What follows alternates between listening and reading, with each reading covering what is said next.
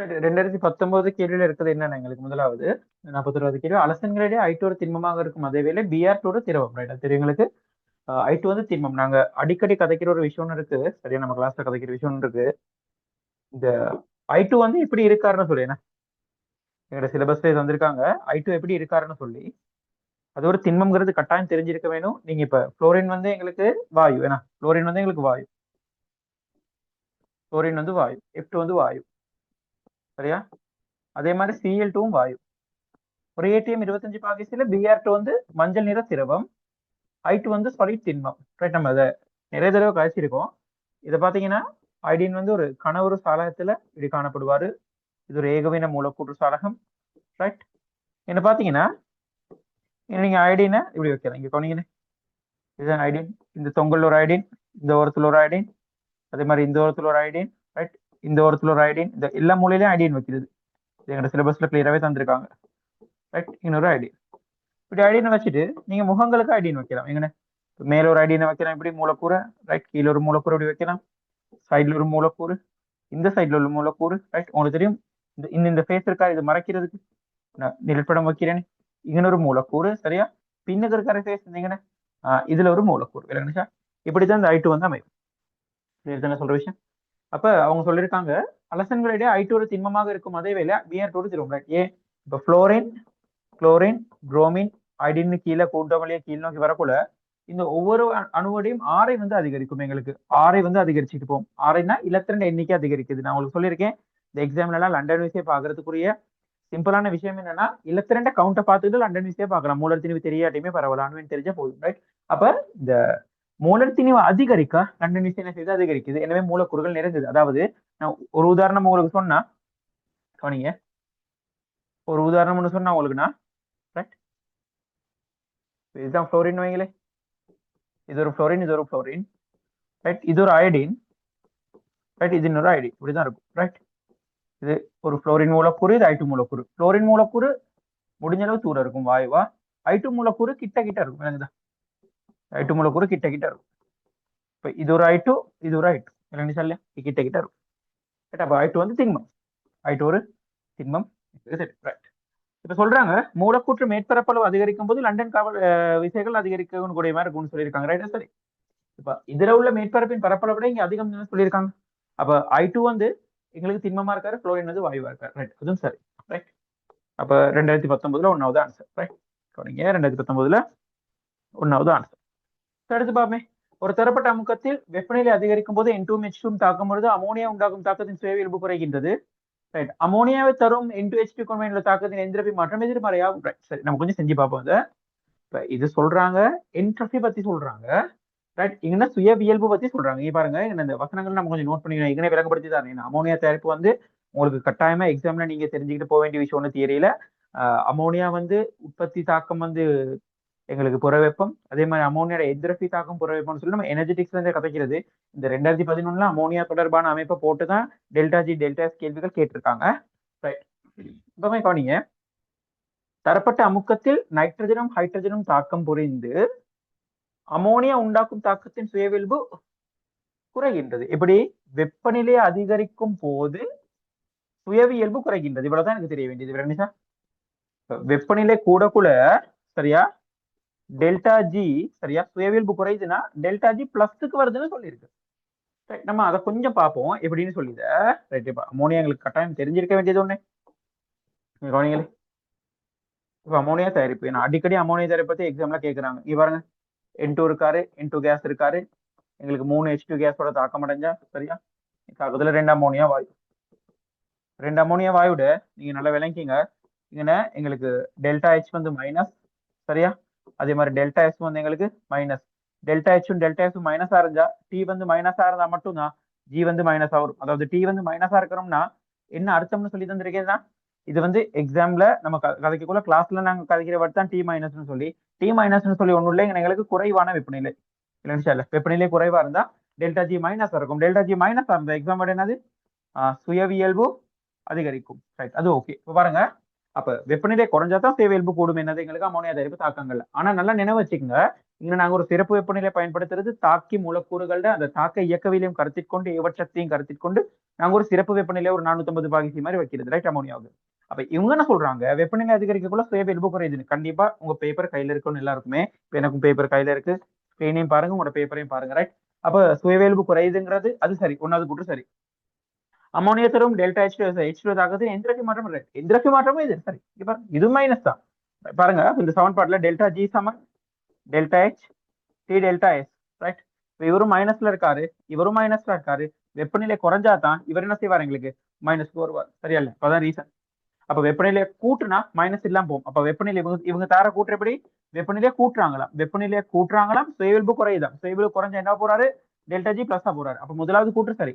அதுக்கு ரீசன் என்னது, delta S minus, சரிதானே? இப்ப இதை கழிச்சு இந்த பெருக்கத்தை கழிச்சு எங்களுக்கு இங்க ஒரு மைனஸ் வரும்னா இவர் சின்னத்தை தானே இருக்கணும், எங்களுக்கு மைனஸ் தானே இருக்கணும். அப்ப அது சரி. அப்ப எங்களுக்கு ஒன்னாவது ஆன்சர், 48க்கு ஒன்னாவது ஆன்சர். எடுங்க பார்ப்போம், 48க்கு ஒன்னாவது ஆன்சர். இப்ப அடுத்த கேள்விக்கு போகலாம். கொஞ்சம் வேகமா டிஸ்கஸ் பண்ணணும், நிறைய இருக்கு. சாற்று தைலங்கள் தாவர திரவங்களிலிருந்து பொதுவாக குதிரையினர் வெளுத்தல் மூலம் பிரித்தெடுக்கப்படுகின்றன, ரைட், சரி. சாற்று தைலங்கள் உயர் கரைதிறனை உள்ளது. இந்த கொதிநீராவி காட்சி வழிபட தத்துவத்தை நான் கொஞ்சம் டக்குன்னு சொல்லிட்டு வரேன். இந்த கொதிநீராவி காட்சி வடிப்பு எப்படின்னா, இங்க பாருங்க, ஒன்னோட ஒன்று கலக்காத ரெண்டு திரவங்களை நாங்க வேறு பிரிக்கிறது தான் கொதிநீராவி காட்சி வடிப்பு. அப்ப கலக்காட்டி ஏன் வேறு பிரிக்கணும்னு நிறைய பேருக்கு கேள்வி இருக்கலாம். வேற ஒண்ணு இல்லைங்க, ஒரு நீர் எடுத்துட்டு நீங்க ஏதாச்சும் ஒரு தாவர துண்டை போடுறீங்கன்னு வைங்களேன், ரைட். ஏதாச்சும் ஒரு தாவர அமைப்பு போட்டு வெப்பப்படுத்துறீங்க, ஏதோ ஒரு ஒயில் உள்ள அமைப்பை வெப்பப்படுத்துறீங்க, ரைட். ஏதோ ஒரு இலையா இருக்கலாம், ஏதாச்சும் ஒன்று, சரியா, ரைட். அப்ப நம்ம நீர்ல போட்டு வெப்பப்படுத்தக்குள்ள இதுக்கு பேர் தான் கொதிநீராவி காட்சி வடிப்பு. இதுல தத்துவம் என்னன்னா, இப்ப கண்டிப்பா உங்களுக்கு தெரியும், ஆவில சரியா ஒயில் ஒண்ணு வரும். ஆவி இந்த அதாவது இதுல இருந்து இந்த தாவர பகுதியில இருந்து ஒயில் ஆவியாகி வரும். அதே மாதிரி இந்த இடத்துல உங்களுக்கு தெரியும், நீரும் ஆவியாகி வரும். சாதாரணமா இவங்க சொல்றது என்னன்னா, அந்த ஒன்றுக்கொன்று கலக்காத திரவம்னா என்னன்னா, நீங்க ஒரு சமநிலையை கொண்டு வந்தீங்கன்னா, ரைட், ஏதாச்சும் ஒண்ணுல போட்டு இந்த திரவத்தையும் அதாவது இந்த எண்ணெயையும் இந்த நீரையும் கொதிக்க வச்சீங்கன்னா, ரைட், கலந்தீங்கன்னா எண்ணெயும் நீரும் வேறு பிரியும் அது அந்த படைகளுக்கு ஏற்படும். அதுதான் சொல்றாங்க. அதாவது திரவ நிலையிலே இவங்க ஒன்னோட ஒண்ணு முற்றாக கலக்க முடியாதவங்க, அதே மாதிரி கட்டாயமா இவங்க ஆவி நிலையிலும் கலக்காதவங்களை தான் இருக்கணும், சுயாதீனமா இருக்கணும். விரணிச்சா இல்லையா? அப்ப இங்க பாருங்க, இந்த ஆவி இதை நாங்க கொஞ்சம் ஜூம் பண்ணி பார்க்கணும். இதா இருக்கே, இந்த ஆவி இருக்காரே, இந்த ஆவியை கொஞ்சம் நாங்க இந்த ஆவியை ஜூம் பண்ணி பார்க்கணும். இந்த ஆவியை ஜூம் பண்ணி பார்த்தா இப்ப என்ன நடக்குதுங்கிறது நீங்க விளக்கணும், சரி. அது என்ன நடக்குதுன்னா, இங்க பாருங்க, இப்ப எங்களுக்கு இதுல மூலக்கூறுகள் வருதுன்னு வைங்க, யார் யார் வரா, ரைட், எண்ணெய் வராது. இங்க எண்ணெய் மூலக்கூறுகள் இப்படி வரும். இந்த ஆவியை கொஞ்சம் ஜூம் பண்ணி இருக்கேன், ரைட். இதே மாதிரி நீர் மூலக்கூறுகள் வரும். இங்க பாருங்க, இதுதான் கொதிநீராவி காட்சி வடிப்பு, ரைட். இப்ப இவங்க திரவ நிலையில கலக்குமா? கட்டாயம் இல்ல. ஆவி நிலையும் கலக்க மாட்டாங்க. இல்லைச்சா பௌத்த நிலை மாறிச்சுன்னு சொல்லி கலக்கணும்னு அவசியம் இல்லை. அப்ப திரவ நிலையில கலக்காட்டி ஆவி நிலையிலும் கலக்க மாட்டாங்க. அப்படி ஆவி நிலையில கலக்காட்டி, ரைட், இங்க பாருங்க, இவங்க ரெண்டு பேருமே தனித்தனி அமுக்கங்களை வெளிப்படுத்துவாங்க. அதாவது பகுதி அமுக்கம் தான், ஆனா பகுதி அமுக்கம் இவரோட தூய அமுக்கத்துக்கு சமனா இருக்கும். இல்லைங்களா இல்ல, நீருக்கும் இருக்கு என்ன இருக்கு, எங்களுக்கு தூய அமுக்கத்துக்கு சமனா இருக்கும், ரைட். வேற ஒரு கலர் எழுதும் இது கவனிக்கிறேன். அதாவது நான் என்ன சொல்றேன்னா, இதுல உள்ள நீர்ட அமுக்கம் அது அந்த P0H2O இருக்கணும், கட்டாயம் அப்படி இருக்கணும், ரைட். அதே மாதிரி இந்த ஆயில்ட அமுக்கம் P0 ஆயிலா இருக்கணும், ரைட். என்ன சொல்றாங்க இப்ப இது, என்ன சொல்றாங்க இதுல இருந்து, என்ன சொல்றாங்க கொதிநீராவி காட்சி வடிப்புல இருந்து என்ன சொல்றாங்கன்னா, நல்லா விளங்கிங்க. இப்ப நாங்க அந்த கரைசல் தொகுதியோட அந்த படத்தை வரைஞ்சா, இதோட இந்த கரைசல் தொகுதியோட அந்த படத்தை வரைஞ்சா கொஞ்சம் கவனிங்க. இது வரைங்க, இப்படிதான் இருக்குன்னு வைங்க, இப்படி இருக்கா, இப்ப பாருங்க. இப்ப இதுல நீங்க ஃபுல்லா நீரை நிரப்புறீங்க, ஒரு இடத்துல நீங்க ஃபுல்லா வேற நிரப்புறீங்க, நீரை நிரப்புறீங்க, நீரை நிரப்பிருக்கீங்க, கவனிச்சிங்க. இந்த கொதிநீராவி காட்சி வடிப்பு தெரியாட்டி நம்ம ஒருக்கா செஞ்சு முடிச்சுக்குவோம், நம்ம கிளாஸ்லயும் செய்யலன்னு நினைக்கிறது, ரைட். அப்ப இதுல நீங்க யாரை போடுறீங்க, ஒரு இலைய போடுறீங்க, ஒரு இலைய போட்டு நீங்க என்ன செய்றீங்க, கொதிக்க வைக்கிறீங்க. இப்ப இது ரெண்டுமே ஆவியாகி போராடு தானே. இப்ப இந்த ஆவியாகி போக்குல இந்த மேல உள்ள இந்த வெற்றிட பகுதி, ரைட், நீர் துளிகளாலையுமே ஒயிலாலையுமே நிரம்பும் தானே. அதாவது இங்க கொதிக்க வைக்கக்குள்ள நீராலையும் இந்த திரவ துளிகள் வேற இந்த ஒயில் உள்ள துளிகளும் இதுல இருக்கும். உங்களுக்கு தெரியும், அப்படி ஆவில இருந்தா அவங்க ரெண்டு பேரும் ஆவில கலக்காதனால தூய அமுக்கங்களை வெளிக்காட்டும். இந்த திரவம் எப்ப கொதிக்கும், வெளியமுக்கம் உள்ளதுக்கு சமனாக கூட கொதிக்கும். அதாவது இந்த கவனிங்க, இந்த P0H2O P0 ஒயிலும் சேர்ந்தா அது யாருக்கு, வெளியமுக்கத்துக்கு சேர்ந்தா அது கொதிக்கும். நான் இப்படி ஒரு நிலை எழுதுறேன், இதுக்கு வித்தியாசம் தெரிஞ்சா நீங்க கொதிநீராவி காட்சி வடிப்பு பிடிச்சிட்டீங்கன்னு அர்த்தம். PH2O P oil வெளியமுக்கம், right. என்ன விஷயம் இப்ப, P0H2O விட PH2O குறவு, P0 oil விட P oil குறவு. அதுதான் எங்களுக்கு தெரிஞ்சது. இது தூய ஆவி அமுக்கம் அல்லது நிரம்பலாவி அமுக்கம்னு சொல்றது அதல்ல, தூய நீரில் ஏற்படுத்துற அமுக்கம். அப்ப என்னன்னா இந்த ரெண்டிட கூட்டுத்தொகை வெளியமுக்கத்துக்கு சமனாக எடுக்கிற நேரத்தை விட இந்த ரெண்டு இதுல கூட்டுத்தொகை வெளியமுக்கத்துக்கு சமனாக எடுக்கிற நேரம் குறைவானதா இருக்கும். ஏன்னா இவங்க தூய அமுக்கங்களை வெளிக்காட்டுறனால டக்குன்னு வெளியமுக்கத்தை சமப்படுத்தி நேரத்தை குறைச்சிக்கிட்டு டக்குன்னு சுயாதீன அமுக்கங்களே இதை விட இந்த பெருமானம் கூட, இதை விட இந்த பெருமானம் கூட, கூடிய ரெண்டு பெருமானங்களை கூட்டி வெளியமுக்கத்தை சமப்படுத்துறதை விட குறைஞ்ச ரெண்டு பெருமானங்களை கூட்டி வெளியமுக்கத்துக்கு சமப்படுத்துறதுக்கு எங்களுக்கு அதிக நேரம் ஒன்று எடுக்கும். ஆனா கூடிய பெருமானங்களை நம்ம கூட்டி வெளியமுக்கத்துக்கு சமப்படுத்துறது குறைஞ்ச நேரம் தான் இருக்கும். அதாவது திரும்ப டக்குன்னு கொதிக்கும். எப்படி கொதிக்கும்னா, இந்த நீர் இருக்காரு தானே, நீரிட கொதிநிலை 100 பாகை சி தானே, 100 பாகை சியை விடையும் குறைவான வெப்பநிலையில இந்த திரவம் கொதிக்கும். இறங்கிச்சா இல்ல? இப்ப நீங்க இதுக்கு ஒரு குவாலிட்டி மீட்டரை செட் பண்ணீங்கன்னா, தட் மீன் குவாலிட்டி மீட்டர் என்ன கைக்கிறது கிளாஸ்ல ஒரு தெர்மோமீட்டர் செட் பண்ணீங்கன்னா, ரைட், இதோட வெப்பநிலை என்னவா காட்டும்? 100 பாகை சியை விட குறைவா காட்டும். இதை ஒரு நல்ல விஷயம் என்னன்னா, 100 பாகை சியோட கூடையும் அதிகமா வெப்பநிலை ஒன்று தேவைப்பட்டுச்சுன்னா இந்த திரவத்தை, அதாவது இந்த ஒயில் எடுக்கிறோம் தானே, எண்ணெய் எடுக்கிறோம் தானே, அந்த எண்ணெயில உள்ள ரசாயனத்தன்மை, இயற்கை தன்மை இல்லாம போயிரும் அந்த வெப்பநிலையினால. இல்லைங்க சார்? இதுதான் கொதிநீராவி காய்ச்சி வடிப்பட சட்டம். ரைட். அப்ப நம்ம கொஞ்சம் கேள்விக்கு வரும். காற்று தைலங்கள் தாவர திரவியங்களிலிருந்து பொதுவாக கொதிநீராவி காய்ச்சி வடித்தல் மூலம் பிரிக்கப்படுகின்றன. ரைட், அது சரி. அது பிறகு அது சரி. ரைட், அது சரி. எங்களுக்கு இது சரி தானே? இதை கூட்டு சரி. காற்று தைலங்கள் உள்ள நீர் உயர் கரைதிறனே உடைய, கட்டாயமா இல்ல, ஒன்றுக்கொன்று கலக்காதவைன்னு எழுதுங்க வேகமா. ஒன்றுக்கொன்று கலக்காதவைன்னு எழுதுங்க, வேகமா எழுதுங்க. ஒன்றுக்கொன்று கலக்காதவை பேப்பர் தான் வேகமா எழுதிடுங்க. ரைட், இது கொஞ்சம் ஒரு பெரிய செமினார் அமையும். ஏன்னா நம்ம டார்கெட் பேப்பர்ஸ்ல உள்ள சில முக்கியமான விஷயங்களை மட்டும் தான் பார்க்க போறோம், எல்லாத்தையும் பார்க்க போறது இல்ல. ரைட்,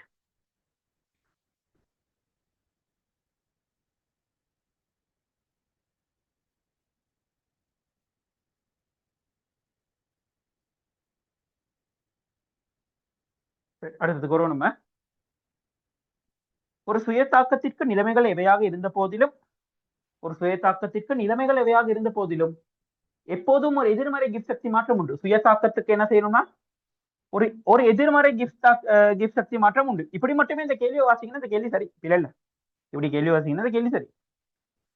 எங்களுக்கு தெரிஞ்ச ஒரு, அதாவது இந்த சரளமா தானே நாங்க படமாக்கிட்டு போவோம். என்னது டெல்டா ஜி 0 வந்தா சமநிலை, டெல்டா ஜி மைனஸா இருந்தா சுயதாக்கம், டெல்டா ஜி பிளஸா இருந்தா அந்த தாக்கம் நடக்காது. அப்படித்தான் எங்களுக்கு தெரியும். இப்ப நான் கேட்கிறேன், டெல்டா ஜி 0ல இருந்தா அந்த தாக்கம் நடக்குமா நடக்காதாங்கிற கொஞ்சம் சரி ஒரு அடிப்படை நீங்க யோசிச்சு பார்த்தது இல்லையா? சமநிலை தாக்கம் தானே டெல்டா ஜி 0. அப்ப சமநிலை தாக்கங்கள் இயற்கையில நடக்காதா? நடக்கு தாக்கம் இருந்தாலே. அதாவது நான் கேட்கிறேன், மைனஸ் தாக்கங்கள் மட்டும் தான் இயற்கையில நடக்குதா? 0 தாக்கங்கள் நடக்கலையா? டெல்டா ஜி பெருமானம் அடிப்படையில் கேட்கிறேன். நடக்குது தானே? அப்ப இவங்க சொல்றாங்க, இந்த எப்போதுங்கிற வசனத்தை நம்ம விட்டா போச்சு. என்னது, ஒரு சுயதாக்கத்திற்கு நிலைமைகள் ஒரு எதிர்மறை சக்தி மாற்றம் உண்டுனா ரைட், அது சரி. எப்போதும் உண்டுங்கிறது இல்லை. ஏன் டெல்டா ஜி 0ல உள்ள தாக்கங்களும் என்னது, எங்களுக்கு டெல்டா ஜி மைனஸ்ல உள்ள தாக்கங்களும் அதே மாதிரி டெல்டா ஜி 0ல உள்ள தாக்கங்களும் சுய தாக்கங்கள்லாம் அமையலாம். விளங்கிச்சா இல்லையா? எனவே அந்த குற்றப்பில்லை.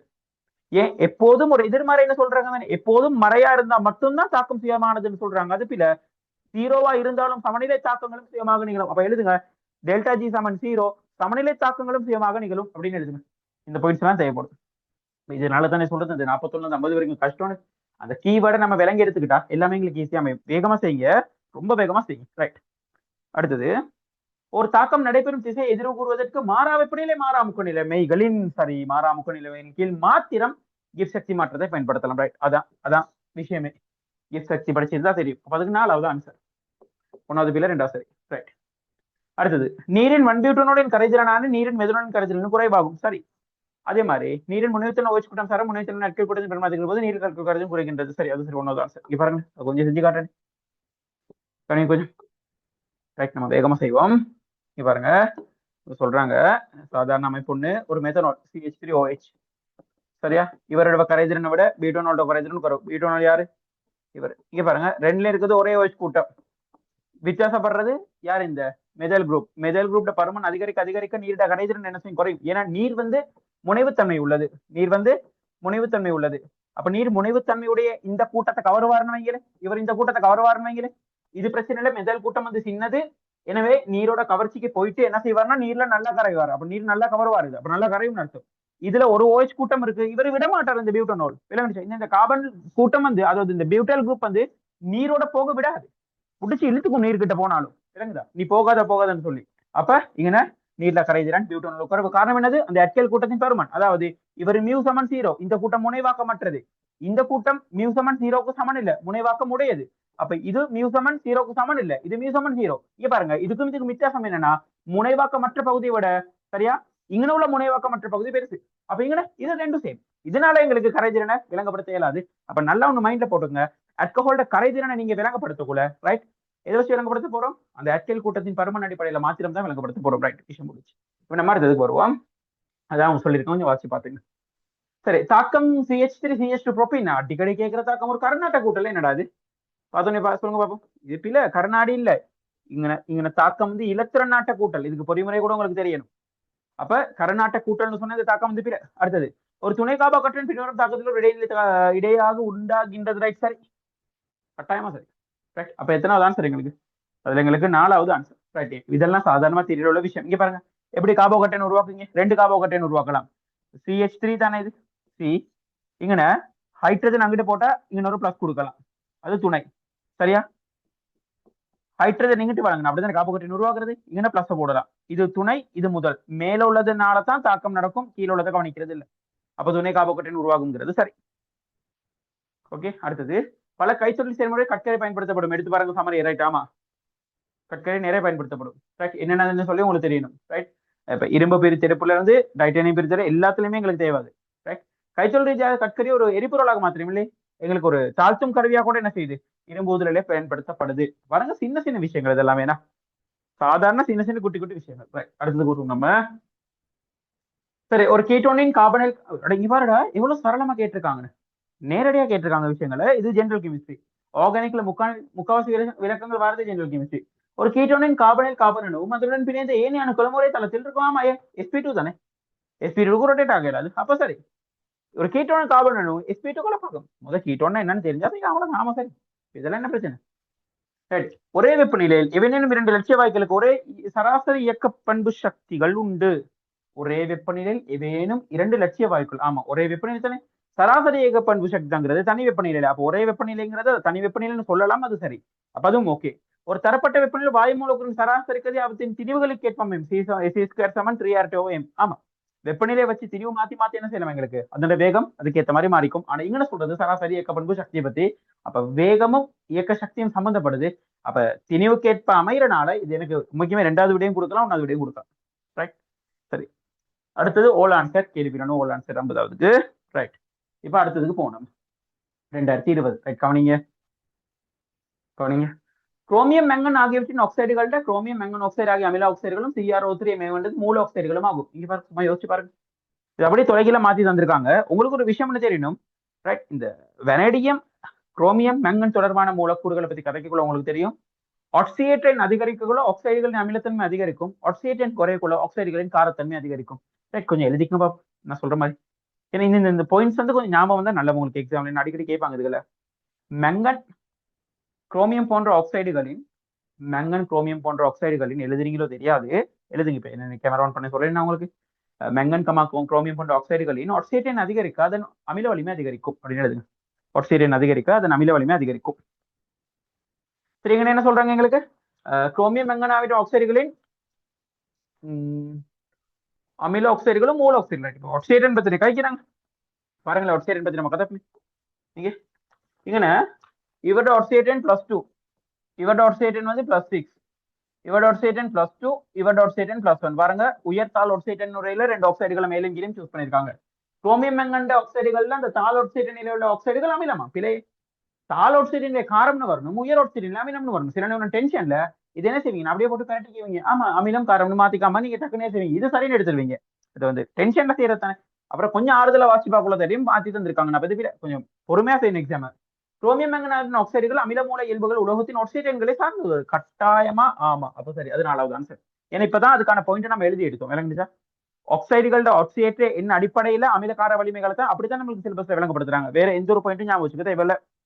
சரி, நெக்ஸ்ட் திங் என்னது இப்ப எங்களுக்கு, ஒரு மின்னமிலம் HAO அதன் சோடிய உப்பு கலப்பதன் மூலம் அமில தாங்க கரைசல் தான் இருக்கலாம். எங்க பாப்போம், ஒரு HA அதன் சோடியோப்போட கலந்தா அமில தாங்க கரைசலை தயாரிக்கலாம். ரைட், சரி, நீங்க பாருங்க, HA ஒண்ணு இருக்கு, ஒரு சோடியம் உப்பை கொண்டு வராங்களா A-, ஒரு அமில தாங்கற் கரைசலை தயாரிக்கலாம். ஏன் அமில தாங்கற் கரைசல்? இந்த HA இருக்காருங்க, சரிதானே. OH மைனஸ் அல்லது H பிளஸ் அயன்கள் ஒரு தாங்கற் கரைசலுடன் சேர்க்கப்படும் போது OH மைனஸ் அல்லது H பிளஸ் அயன்கள் அளவுகள் முறையே OH மைனஸ் வந்து HAவோட சேர்ந்தா A மைனஸும் H2ஓவும் H பிளஸ் A மைனஸோட சேர்ந்து HAவும் இங்க பாருங்க நான் கொஞ்சம் விளங்கப்படுத்தி தரேன்.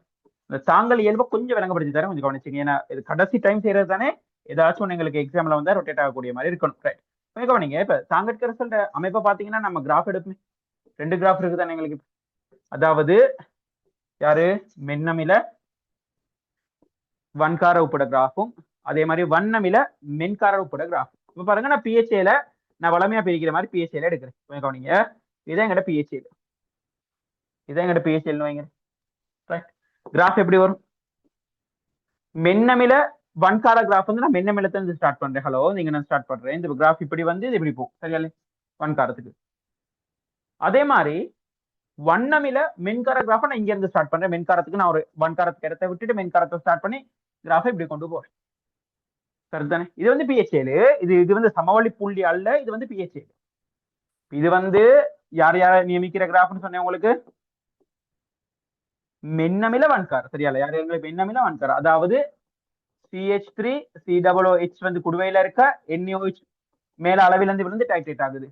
அப்ப இங்க வந்து CH3 COOH எங்களுக்கு பிஹெச்சும், இது ஃபுல்லாவே தாங்கற் கரைசல் பிஹெச் வரும். ரைட், இந்த தாங்கற் கரைசல் பிஹெச்ல சமவெளி புள்ளின்னு ஒன்று வரும் தானே. இது சமவெளி புள்ளி யாருன்னா இது ரெண்டும் சேர்ந்தா CH3 COO மைனஸ் Na+, அதாவது Na+ ஆதிக்கம் கூடனால சமவெளி புள்ளிங்கன்னு இருக்கும். இந்த உப்பின் பிஹெச் இங்க இருக்கும்னு சொல்றேன் நான். வேணா அது கொஞ்சம் எழுதுறேன். இங்கதான் CH3 COO மைனஸ் Na+, சரியா இல்லையா? இங்க பாருங்க, அடுத்த விஷயம் என்னன்னா, இவங்க சொல்ற வசனத்தை நீங்க சரியா விளங்கிக்கணுமே, அதனாலதான் நான் கிராஃப் பத்தி காய்க்கிறேன்.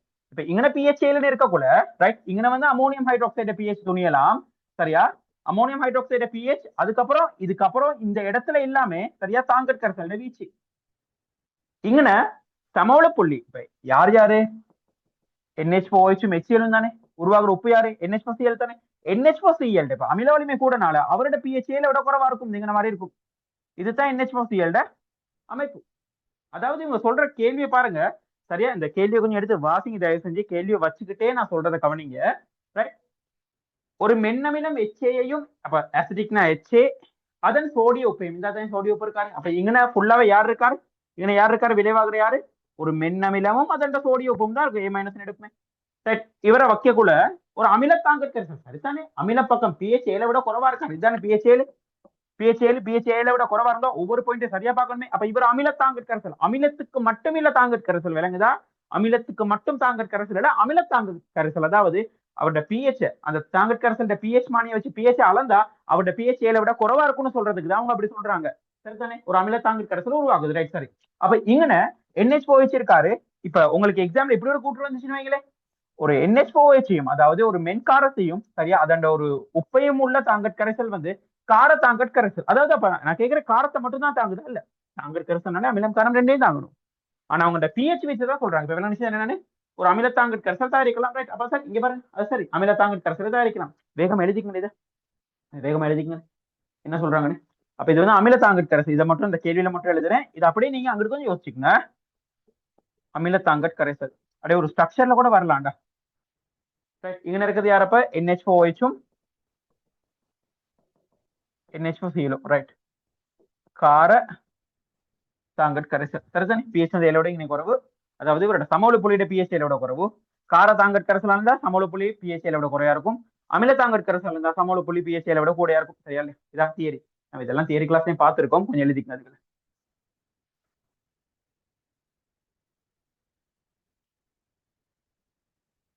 வேகமா எழுதுங்க.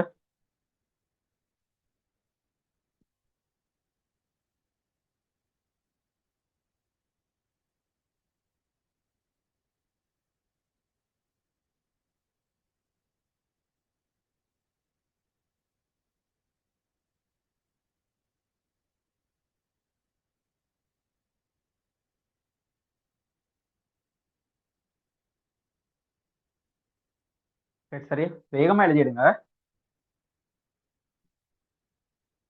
எழுத்துக்கள் விளங்காட்டி அந்த கோஹோஸ்ட்னு சொல்லி இருக்கு, அதுக்கு மெசேஜ்னு போடுங்க. சரி, இப்ப சொல்றாங்க OH மைனஸ் அல்லது H பிளஸ். இங்க பாருங்க, இன்னொரு விஷயம்னு, இப்ப இந்த தாங்கற் கரைசல்கள் எதை தாங்கணும்னு சொல்லி தரேன். இது HA தானே, HA மைனஸ். இங்க இருக்குது NH4OH. தட் மீன் இதை நீங்க BOH எழுதலாம், அல்லது NH3 எழுதுனா B எழுதலாம். 2019 பேப்பர் எடுத்து பாருங்க. HA right. இங்க பாருங்க, இது அமிலம்னால இது OH மைனஸினே தாங்கும், OH மைனஸினே தாங்கும். இது காரம்னால இது H பிளஸ் இணை தாங்கும். இங்கிட்டு இவரு காரம்னால இவரு சரியா H பிளஸ் இணை தாங்கும். இவர் அமிலம்னால இவரு OH மைனஸ் இணை தாங்கும். சரியா இல்லை? இங்க நான் வந்து இப்படி எழுதுறோம்னா NH+Cl, இந்த HCl NH+Cl கொஞ்சம் வர, இது NH+Cl. அதாவது இவங்க என்னத்தை உருவாக்குங்கன்னு பாப்போமே. HaOH மைனஸ் அமிலக்காரன் தாக்கம் நடந்தா தாங்களின் விளைவு H2O. A minus H plus தாங்களின் விளைவு HA. இது ரெண்டும் இருக்கணும் தாங்கிறதுக்கு. NHOH H பிளஸ் தாங்கினா OH மைனஸோட ரியாக்ட் ஆகி தாங்களின் விளைவு H2O. Ammonium chloride OH minus தாங்கினா தாங்களின் விளைவு அங்கனையும் என்னன்னா சரியா NHO பிளஸ் தானே எங்களுக்கு இருக்கு, அந்த பிளஸ் வெளியே வந்து அங்கனே நீர் தான் வெளியே வரும். அதான் விஷயம். கிளியரா? சொன்னது கிளியர் தானே? அழகா வேலை கொண்டு வந்து நீரும் வெளியே வரும். சரியா? வேணா அமோனியாவும் வெளியே வரலாம். இங்க அமோனியா வெளியே வரும், அமோனியா வெளியே வரும். வெண்ணமில் அதாவது OH மைனஸ் தானே, அமோனியான்னு எழுதுங்க. அமோனியா தான் சரியான ஆன்சர். நீரை வெட்டுங்க, அமோனியா எழுதுங்க. கொஞ்சம் எல்லாத்தையும் சுருக்கி நான் ஒரே ஸ்கிரீன்ல வைக்கிறேன்.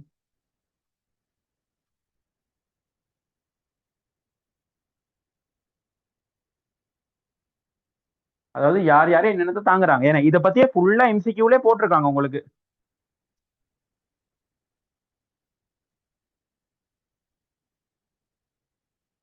போர்டு என்ன கிளியர் இல்லைன்னு மட்டும் கொஞ்சம் சொல்லுங்க, நான் செய்யறேன். எனக்கு இந்த ஸ்கிரீன்ல போர்டு வந்து கொஞ்சம் கிளியரா தான் இருக்கு. எழுத்து வேறங்காட்டி சொல்லுங்க, நான் சொல்றேன் தெரிஞ்சு. ரைட். அதாவது இப்ப அந்த என்னன்னா இந்த டக்குனு இந்த தியரி கிளாஸ் மாதிரியோ மற்ற கிளாஸ் மாதிரியோ நோட் பண்ண கொடுக்க டைம் இல்லாதனால நான் சொல்றதை கொஞ்சம் ஒரு தடவை ஒப்சர்வ் பண்ணீங்க, நல்லா கிரகிங்க, கிரகிச்சு டக்குன்னு எழுதுங்க.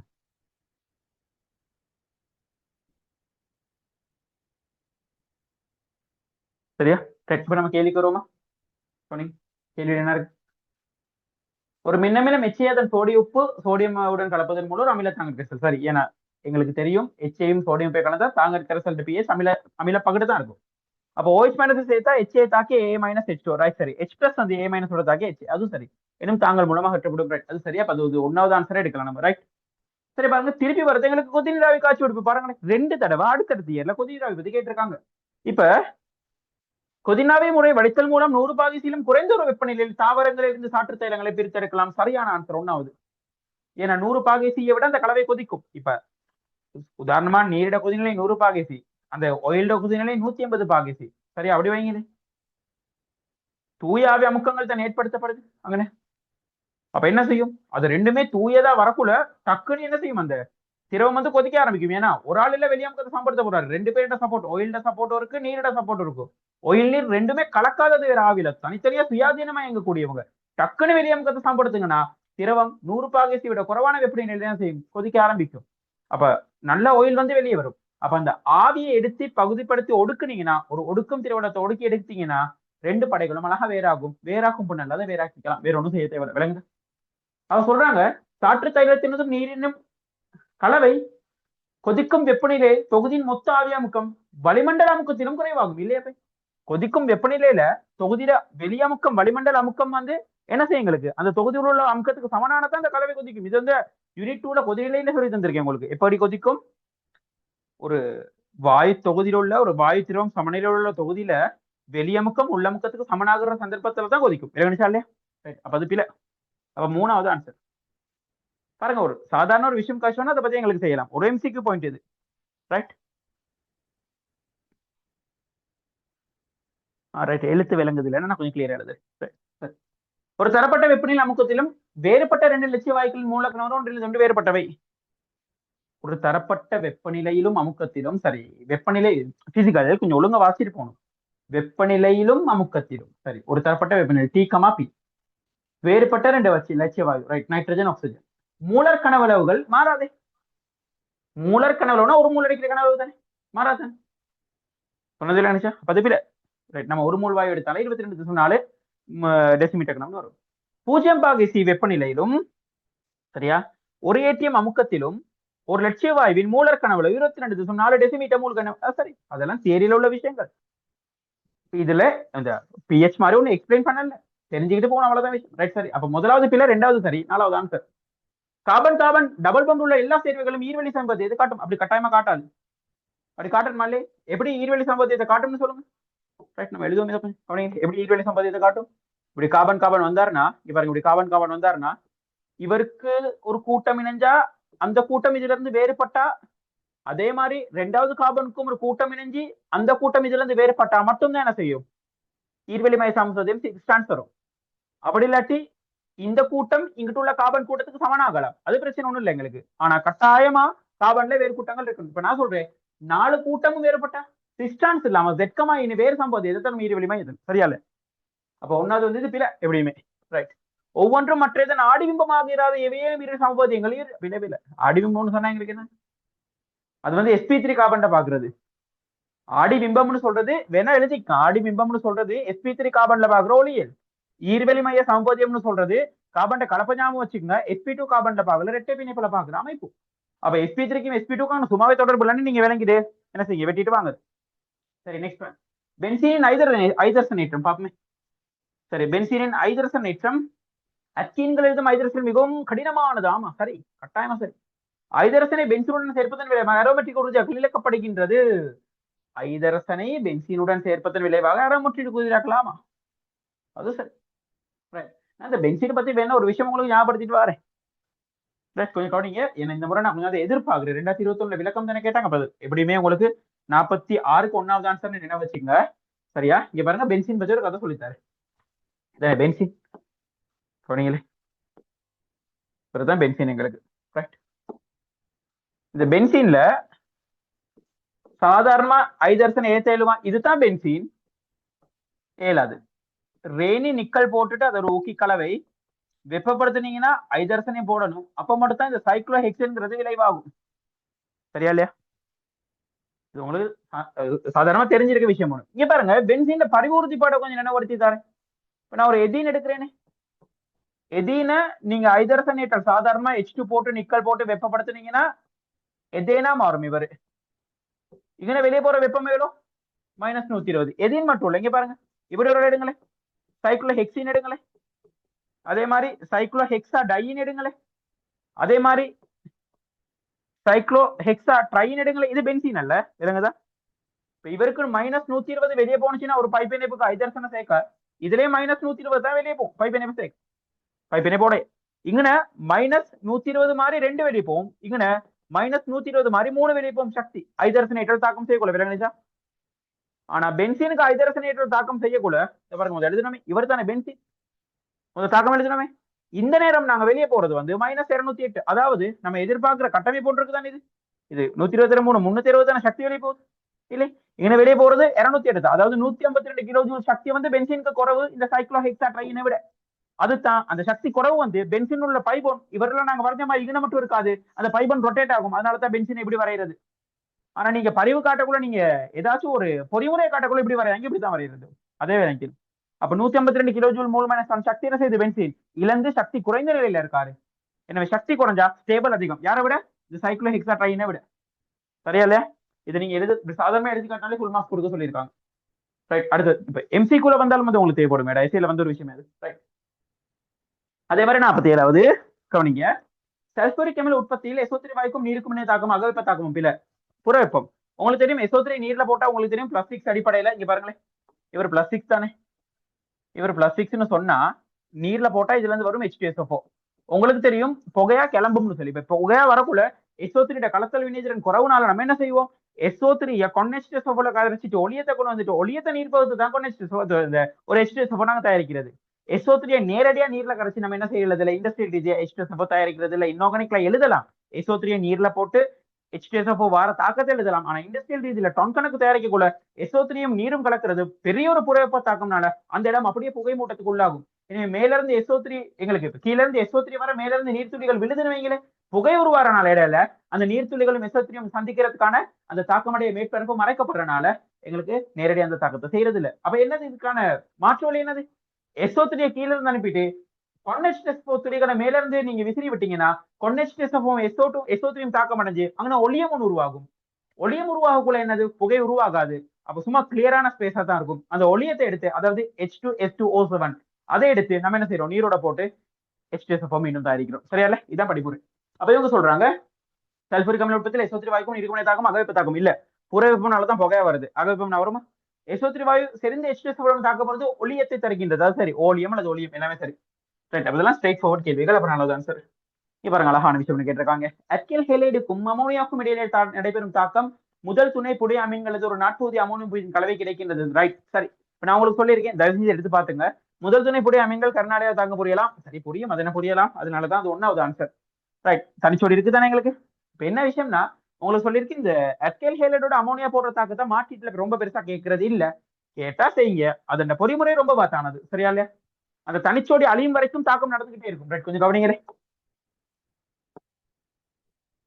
உங்களோட ஆர்கானிக் புக் இருந்தா, ஒரு ரிசோர்ஸ் இருந்தா, ஒரு நோட் ஒன்று இருந்தா, தயவு செஞ்சு அதை கொஞ்சம் எடுத்து வச்சுக்கங்களே பக்கத்துல எல்லாருமே. இப்ப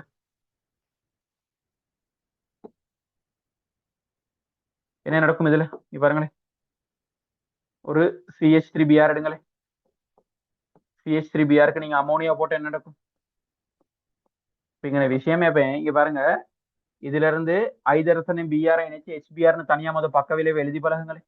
பக்க விளைவு எழுதுனீங்கன்னா அங்கன NH2 சரியா, இங்க CH3 வரும். சரியா இல்லையா? இப்ப இவருக்கு தான் யாரு போடுறாங்க? திருப்பி CH3Br போடும். இதுல இருந்து Br இதுல இருந்து ஐதரசனை கலட்டினா இன்னொரு HBr வரும். இன்னொரு HBr வர ஐதரசன் இருக்காரு தானே, இங்க ஒரு ஐதரசன் போயிட்டாரு. இந்த ஐதரசன் வைக்கிறேன், இங்க CH3 வைக்கிறேனே, இங்க CH3ன்னு வரும். சரியா? இங்க பாருங்க இது எப்படி ரொட்டேட் ஆகுறாருன்னு சொல்லி. ரைட், விளங்கு தானே போட். இப்ப பாருங்க, இதுக்கு திருப்பி CH3Br தான் வரும். அமோனியா அவ்வளவுதான். இதுல இருந்து ஒரு புரோமினையும் இதுல இருந்து ஒரு ஐதரசனையும் வெளியிடுங்க, என்ன நடக்கும் எங்களுக்கு?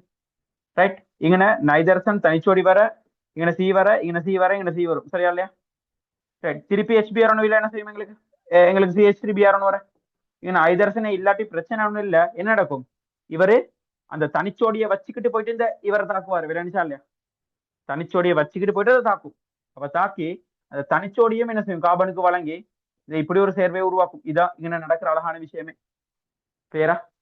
அதாவது இது முதலமைன் தானே எங்களுக்கு வாராரு, எங்களுக்கு துணை அமைன் ஒன்று வாராரு, புடை அமைன் ஒன்று வாராரு, நாட்சதுர் அமோனியம் உப்புன்னு வாராரு, sp3 கலப்புடையவர். அப்ப இங்க வெளியேற Br- இதோட செட் ஆகி ஒரு உப்பா வரும். சரியா இல்ல? அதான விஷயம். Br- செட் ஆகி அவருக்கு ஒரு உப்பா வரும். இதானே எங்களுக்கு நம்ம அழகான விஷயம் இது. அவங்க சொல்றது அப்ப நீங்க விளங்கிக்கணும். எப்படி ஒரு அல்கைலோட Br போட்டு உங்க ஐதரசன் எடுத்து நீங்க பக்க விளைவு HBr எழுதுங்க. அமோனியாவில் ஐதரசனுக்கு பதிலா இந்த அல்கைலோட CH3 கொண்டு வாங்க. திருப்பி அந்த விளைவுக்கு இன்னொருக்கா நீங்க அல்கைல் தான் சேர்க்க போறீங்க.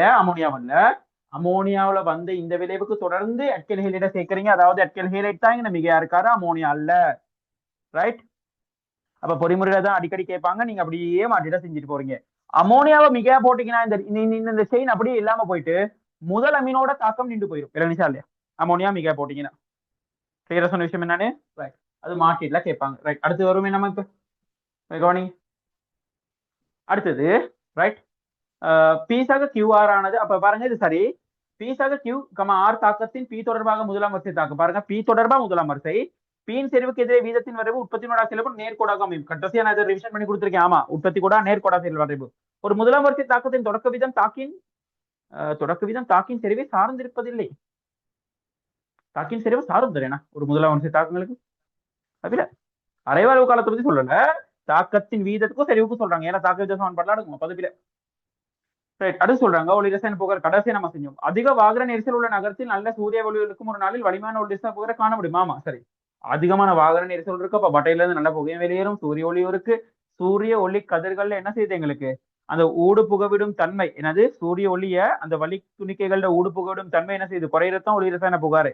எனவே இந்த மஞ்சள் மாதிரி அமைப்புகள் வரது, அந்த அல்டிஹைடுகள் எல்லாம் படியுதுன்னு பத்தி நம்ம கழிச்சிருக்கோம். வாகனங்கள் வெளிப்படுத்தும் தொகுதியினால் காணப்படும் சிறிய துணிக்கைகளாலும் நீர் சுரி துணிக்கலாலும் இல்ல சூரிய சித்திரப்பட ஒளி ரசாயன புகை இல்ல. பிள்ளை பிள்ளை பிள்ளை. அப்ப 50க்கு 3வது ஆன்சர். என்ன ஒளி ரசாயன புகை எடுத்து வாட்சிங்க. இதெல்லாம் ஸ்ட்ரெயிட் ஃபார்வர்ட் கேள்விகள். இதெல்லாம் ஸ்ட்ரெயிட் ஃபார்வர்ட் கேள்விகள். சரியா? வச்சு கொஞ்சிக்கிட்டு இருக்கேன் அது இதுகளை. சரி, இப்ப அடுத்தது போனாங்க 2023, ரைட்? சரி, 2021. இங்க பாருங்க, அமில பெர்மங்கனேட் கரைசலை H2O2 உடன் பரிகரிக்க செய்யும் போது யார் எங்களுக்கு அமில பெர்மங்கனேட் கரைசலோட என்ன செய்யறாங்க எங்களுக்கு H2O2 உடன் பரிகரிக்க செய்யும் போது O2 வெளிவிட்டபடி நிறமற்று போகும். சரியா? MnO4 மைனஸ் வந்து இங்க +7, H2O2 உடச்சு ஆக்சிஜனை வெளியே தரும், MnO4 மைனஸ் Mn2 ஊதா நிறம் இல்லாம போகும். ரைட், அது சரி, நிறமற்று போகும். சரி, அதே வேளை Fe2 H2ஓட சேர்த்தா Fe2 இந்த Fe3 சேர்க்கப்படும், H2O2 H2O தாழ்த்தப்படும். அப்ப மஞ்சள் கபில நிறம் சரித்தானே, Fe2 ஒட்சியேற்றப்பட்ட Fe3 தானே வரும். இதெல்லாம் லேசான ரிடாக்ஸ் விஷயங்கள். ரைட், கபில நிறமாக மாறும். சரி, அது ஒன்னாவது கூட்டு. சரி, அமில ஊடகத்தில் H2O2 ஒட்சியேற்றும் கருவியாகும், தாழ்த்தும் கருவியாகும் தொழிற்படலாம். ஆமா, அது சரி. கார ஊடகத்தில் நடக்கலாம், நினைவுல உங்களுக்கு இது. கார ஊடகத்துல H2O2 ஒட்சியேற்றும் கருவியா தொழிற்படுறதுக்கு ஒரு சிறந்த தாக்கம் குரோமியம் 3+ அயன்களோட பரிசோதனை. Cr3+ அயன்கள் NaOH தாக்கி கார ஊடகத்துல குரோமியம் 3 ஹைட்ரோக்சைடா படிய அதுக்கு H2O2 பட்டோன Cr2- மஞ்சள் கலர் வருவாரு. Cr3+ ஸ்பெஷல் சோதனை தான் இது. NaOH H2O2 பயன்படுத்தக்குள்ள அந்த நேரம் H2O2 என்ன செய்யறாரு, ரைட், கார ஊடக நிலையில ஒரு ஒட்சியேற்றும் கருவியா பயன்படுத்துறாரு. இல்லைங்களா? அதெல்லாம் கொஞ்சம் நம்ம மீட்டர்ல போட்டுக்க வேண்டிய விஷயங்கள். சரி, அப்ப அது சரி, எங்களுக்கு ஒன்றும் ஆன்சர். அமில ஊடகத்துல H2O2 என்ன செய்யறாரு, ஒட்சியேற்றும் கருவியா தொழிற்படுறாரு, எங்களுக்கு தாழ்த்தும் கருவியாவும் தொழிற்படுறாரு. ரைட். வெப்ப காவலிடப்பட்ட சுவர்களை கொண்ட ஒரு மூடிய விரத்த கொள்கலத்தில் உள்ள ஒரு வாயுவின் சக்தி மாறிலியாக இருக்கலாம். வெப்ப காவலிடப்பட்டு இருக்கா, ஒரு கலோரிமீட்டர் மாதிரி. அப்படி இல்லாட்டி எங்களுக்கு ஒரு சுடு தண்ணி போத்தல் மாதிரி. ஒரு மூடிய விடத்த குலத்தில் ஒரு வாயுவின் சக்தி மாறிலியாக இருக்கலாம். ரைட். அதாவது சொல்றாங்க ஒரு தனிமையாக்கிய தொகுதி பத்தி. பாருங்க, அடுத்த வேர்டு அதுல தான் வருது. விஷயம் விளங்குனா சரி. தனிமைப்படுத்தப்பட்ட தொகுதியில் உள்ள சக்தி சடப்பொருளாக இரண்டும் சூழலுடன் பரிமாற்றம் செய்யப்பட மாட்டாது. ரைட், அதுவும் சரி. ஒன்னாவது ஆன்சர். இப்படி ஒரு ரெண்டு அடுத்தடுத்த கேள்விகளுக்கு காரண கூற்று கேள்விகளுக்கு ஒன்னாவது ஆன்சரும் அஞ்சாவது ஆன்சரை பார்த்தா கொஞ்சம் மைண்ட் குழம்பு. என்னது, ஐயோ அப்படி தர மாட்டாங்களே எங்களுக்கு சில நேரம், ஒன்னாவது ஆன்சர் தர மாட்டாங்களே, இது மாறி ஒரு மார்க் சரி நமக்கு ரெண்டாவது அடிப்போம். அதெல்லாம் வேணாம். தெரிஞ்சா நீங்க அவங்க 10 கேள்விக்குமே ஒன்னாவது ஆன்சர் வந்தாலும் பரவாயில்ல, அப்படி போட மாட்டாங்க. நான் சொல்றேன், உங்களுக்கு தெரிந்தான ஆன்சர் ஷுவர்னு ஒன்னாவது ஆன்சரை போடும், ரெண்டாவது ஆன்சருக்கு போவாங்க. இல்லைங்களா?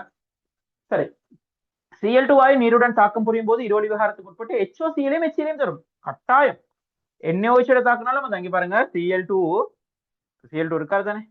இந்த Cl2 வந்து நீரோட போட்ட என்ன நடக்கும், +1, அதே மாதிரி -1 நிலைக்கு ரெண்டுக்குமே போகும். என்ன போகும், +1 நிலை தான் எங்களுக்கு HOCl, -1 நிலை இருவழி விகாரத்துல அடுத்த நிலை தான் HCl. அது சரி. NaOH போட்டா இந்த Hக்கு பதிலா NaOCl வரும் ஐதான நிலையில, Hக்கு பதிலா NaCl வரும். ரைட், அப்ப அது சரி. Na போட்டோம். குளோரினின் ஒட்சோமிலங்கள் HOCl அதிக உயர் ஒட்சியேற்றும் ஆற்றலை கொண்டது. சரி, அதுவும் சரி. எத்தனையோ தடவை இதை பத்தி கழிச்சிருக்கோம் நம்ம கிளாஸ்ல. இங்க பாருங்க, இப்படித்தான் நம்ம எழுதுறது. நம்ம எப்படி HOCl, HClO2, HClO3, HClO4. இந்த HOCl சிறந்த ஒட்சியேற்றும் கருவி, டக்குன்னு ஒட்சியேற்றும் கருவியா தொழிற்பட்டு, அதாவது குயிக்கா தாழ்த்தல் அடைஞ்சு அடுத்த ஒட்சியேற்ற நிலை Cl2க்கு குயிக்கா வர பார்ப்பாரு. ஏன்னா +1 ஒட்சியேற்ற நிலை. இவர் சிறந்த அமிலம் இவர் யார், அவரு சிறந்த அமிலம் HClO4. விளங்குதா? அதை கொஞ்சம் ஞாபகப்படுத்தி தந்தேன். அடுத்ததுக்கு வருவோம் நம்ம. சரி, அப்ப அதுக்கு இவங்க சொல்லுங்க பாப்போம், ஒட்சோமிலங்கள்ல ஒரு ஒட்சியேற்றும் வலிமையை பத்தி சொல்லிட்டு இங்கிட்ட வேற தாக்கத்தை பத்தி சொல்றாங்க. ஆனா ரெண்டு கூற்றும் சரியா, அப்ப அது ரெண்டாவது ஆன்சரா அமையும். சரி, ஒரு ஊக்கிய சேர்க்கும் போது மீளும் தாக்கம் ஒன்றின் சமநிலை தானம் மாறுபடும். கட்டாயமா ஊக்கி போடுறதுனால சமநிலை தானம் மாறாது, KPKC மாறாது, ΔH மாறாது. விளங்குச்சா? ΔG மாறாது, ஒண்ணுமே மாறாது. அப்ப அது பிழை, சமநிலை தானம் மாறாது. ஒரு ஊக்கி எப்போதும் பித்தாக்க விதத்தை விட முத்தாக்க விதத்தை அதிகரிக்க செய்யும். ரெண்டு தாக்க விதத்தையும் அதிகரிக்க செய்யும் ஒரே காரணியால, ஒரே மடங்கால. பிழை. அப்ப அஞ்சாவது ஆன்சர். ரைட். அடுத்து ஒரு RC-CHக்கும் மெதைல் மெக்னீசியம் புரோமைட்டிற்கும் இடையிலான தாக்கத்தின் மூலம் RC-MgBr தயாரித்துக் கொள்ள முடியும். என்ன சொல்றாங்க, எங்களுக்கு ஒரு RC-CH ஒரு முடிவு இருக்கேன் தானே. ஹலோ, கொஞ்சம் கவனிங்களே, அந்த தாக்கத்தை கொஞ்சம் எழுதி காட்டுறேன். சரியா? தாக்கத்தை கொஞ்சம் எழுதி பார்ப்போம், கவனிங்க. ஒரு RC-CHக்கும் வேற என்ன வருது எங்களுக்கு, மெத்தைல் மெக்னீசியம் புரோமைட். மெத்தைல்னு சொன்னா ஒரு கார்பன், மெக்னீசியம் புரோமைட்னா MgBr. இப்படி எடுப்போமே நம்ம. சரி, இவர் வந்து டெல்டா மைனஸ், இவர் டெல்டா பிளஸ். சரி, இவர் என்ன செய்வாரு, இந்த பகுதி அப்படியே போயிட்டு இந்த ஹைட்ரஜன் இல்லாம அட்டாச் ஆகும். அப்ப RC-CC ரைட் MgBrன்னு வரும். அதாவது புதிய ஒரு ட்ரிபிள் பாண்ட் உடைய மெக்னீசியம் புரோமைட், சரியா இல்ல, அதாவது ட்ரிபிள் பாண்ட் உடைய ஒரு கிரீனர் தயாரிக்கப்பட்டிருக்கு. அவங்க சொல்றாங்க ஆர்சிஎச் மெதிலமேசன் வழிமுறை தாக்கத்தின் மூலம் இதை தயாரித்துக் கொள்ள முடியும். அப்ப சரி, ஒன்னாவது கூற்று சரி. இரண்டாவது கூற்று, கிரீனாட் சோதனை பொருள் அட்கல் கூட்டம் ஒரு மூலமாக தொழிற்படலாம். கட்டாயம் இங்க பாருங்க, பாருங்க கிரீனாட்ல கார்பன் வந்து மைனஸ், இவர் சிறந்த ஒரு மூலமா தொழிற்படுது. மூலமா தொழிற்பட்டு இந்த ஐதரசனை என்ன செய்யுது, அமில ஐதரசனை வெளியே எடுக்கிறாரு பொறிமுறையில. ரைட், நான் பொறிமுறையை கொஞ்சம் எழுதி காட்டுறேன், கவுனிங்ல எதுக்கு இங்க R C triple bond C, இங்க ஐதரசன், சரியா. கிரீனாட்ல கார்பன் இருக்காரு தானே, இதுதானே எம்ஜிபியா, சரியா. இவர் டெல்டா மைனஸ், இவர் டெல்டா பிளஸ் தானே, அதாவது இங்க CH3 தானே இருக்காரு, இவர் டெல்டா பிளஸ் தானே, இங்க டெல்டா மைனஸ் தானே, அது ஒரு அமிலத்தன்மையுடைய தானே. இந்த பொன் போயிட்டு தான் அடிக்கும், இல்லைன்னு பொன்ல தான் அடிக்கணும். இந்த பொன் வந்து இங்கிட்ட எடுக்கும், அப்படி எடுத்து நம்ம சேர்த்து எழுதுறது என்னதப்ப, இதன் விளைவா R C triple bond C minus C MGBR சக சிஎச் போன எழுதுறது, சரியா இல்ல. அதாவது இந்த இந்த நேரத்துல கிரீனாட் ஒரு கரநாடியா தொழிற்படுறாரு, ஒரு மூலமா தொழிற்படுறாரு தனிச்சோடியை வச்சுக்கிட்டு. அப்ப அது சரி. அடி இதெல்லாம் கேட்கலாம்டா உங்களுக்கு எக்ஸாம் எழுத சொல்லி, கொஞ்சம் பாத்துங்க எல்லாத்தையும் ஒழுங்கு கிளியரா. சரி, அடுத்த விஷயம் சொல்றாங்க, கிரீனாட் ஒரு மூலமாக தொழிற்படுற, ஆமா தானே, அதனால தானே இப்படி உருவாகுது. ஒரு மூலம் அல்லது கரநாடி எல்லாமே வரும், மூலம் அல்லது கரநாடி எல்லாமே வரும், சரியா இல்லையா. ரைட், இதான விஷயமே. இது ஓகே. இப்ப பேப்பருக்கு வருவோம். சொன்னீங்க அப்ப அது 45க்கு ஒன்னாவது ஆன்சருங்கிறது சாதாரண விளங்குது. எந்த ஒரு அல்டிஹைடோட மெச்சூர் தாக்க முடிவது கைரல் கார்பன் அணு அடங்கும் ஒரு விளைபொருள் கிடைக்கப்படும் இல்லை.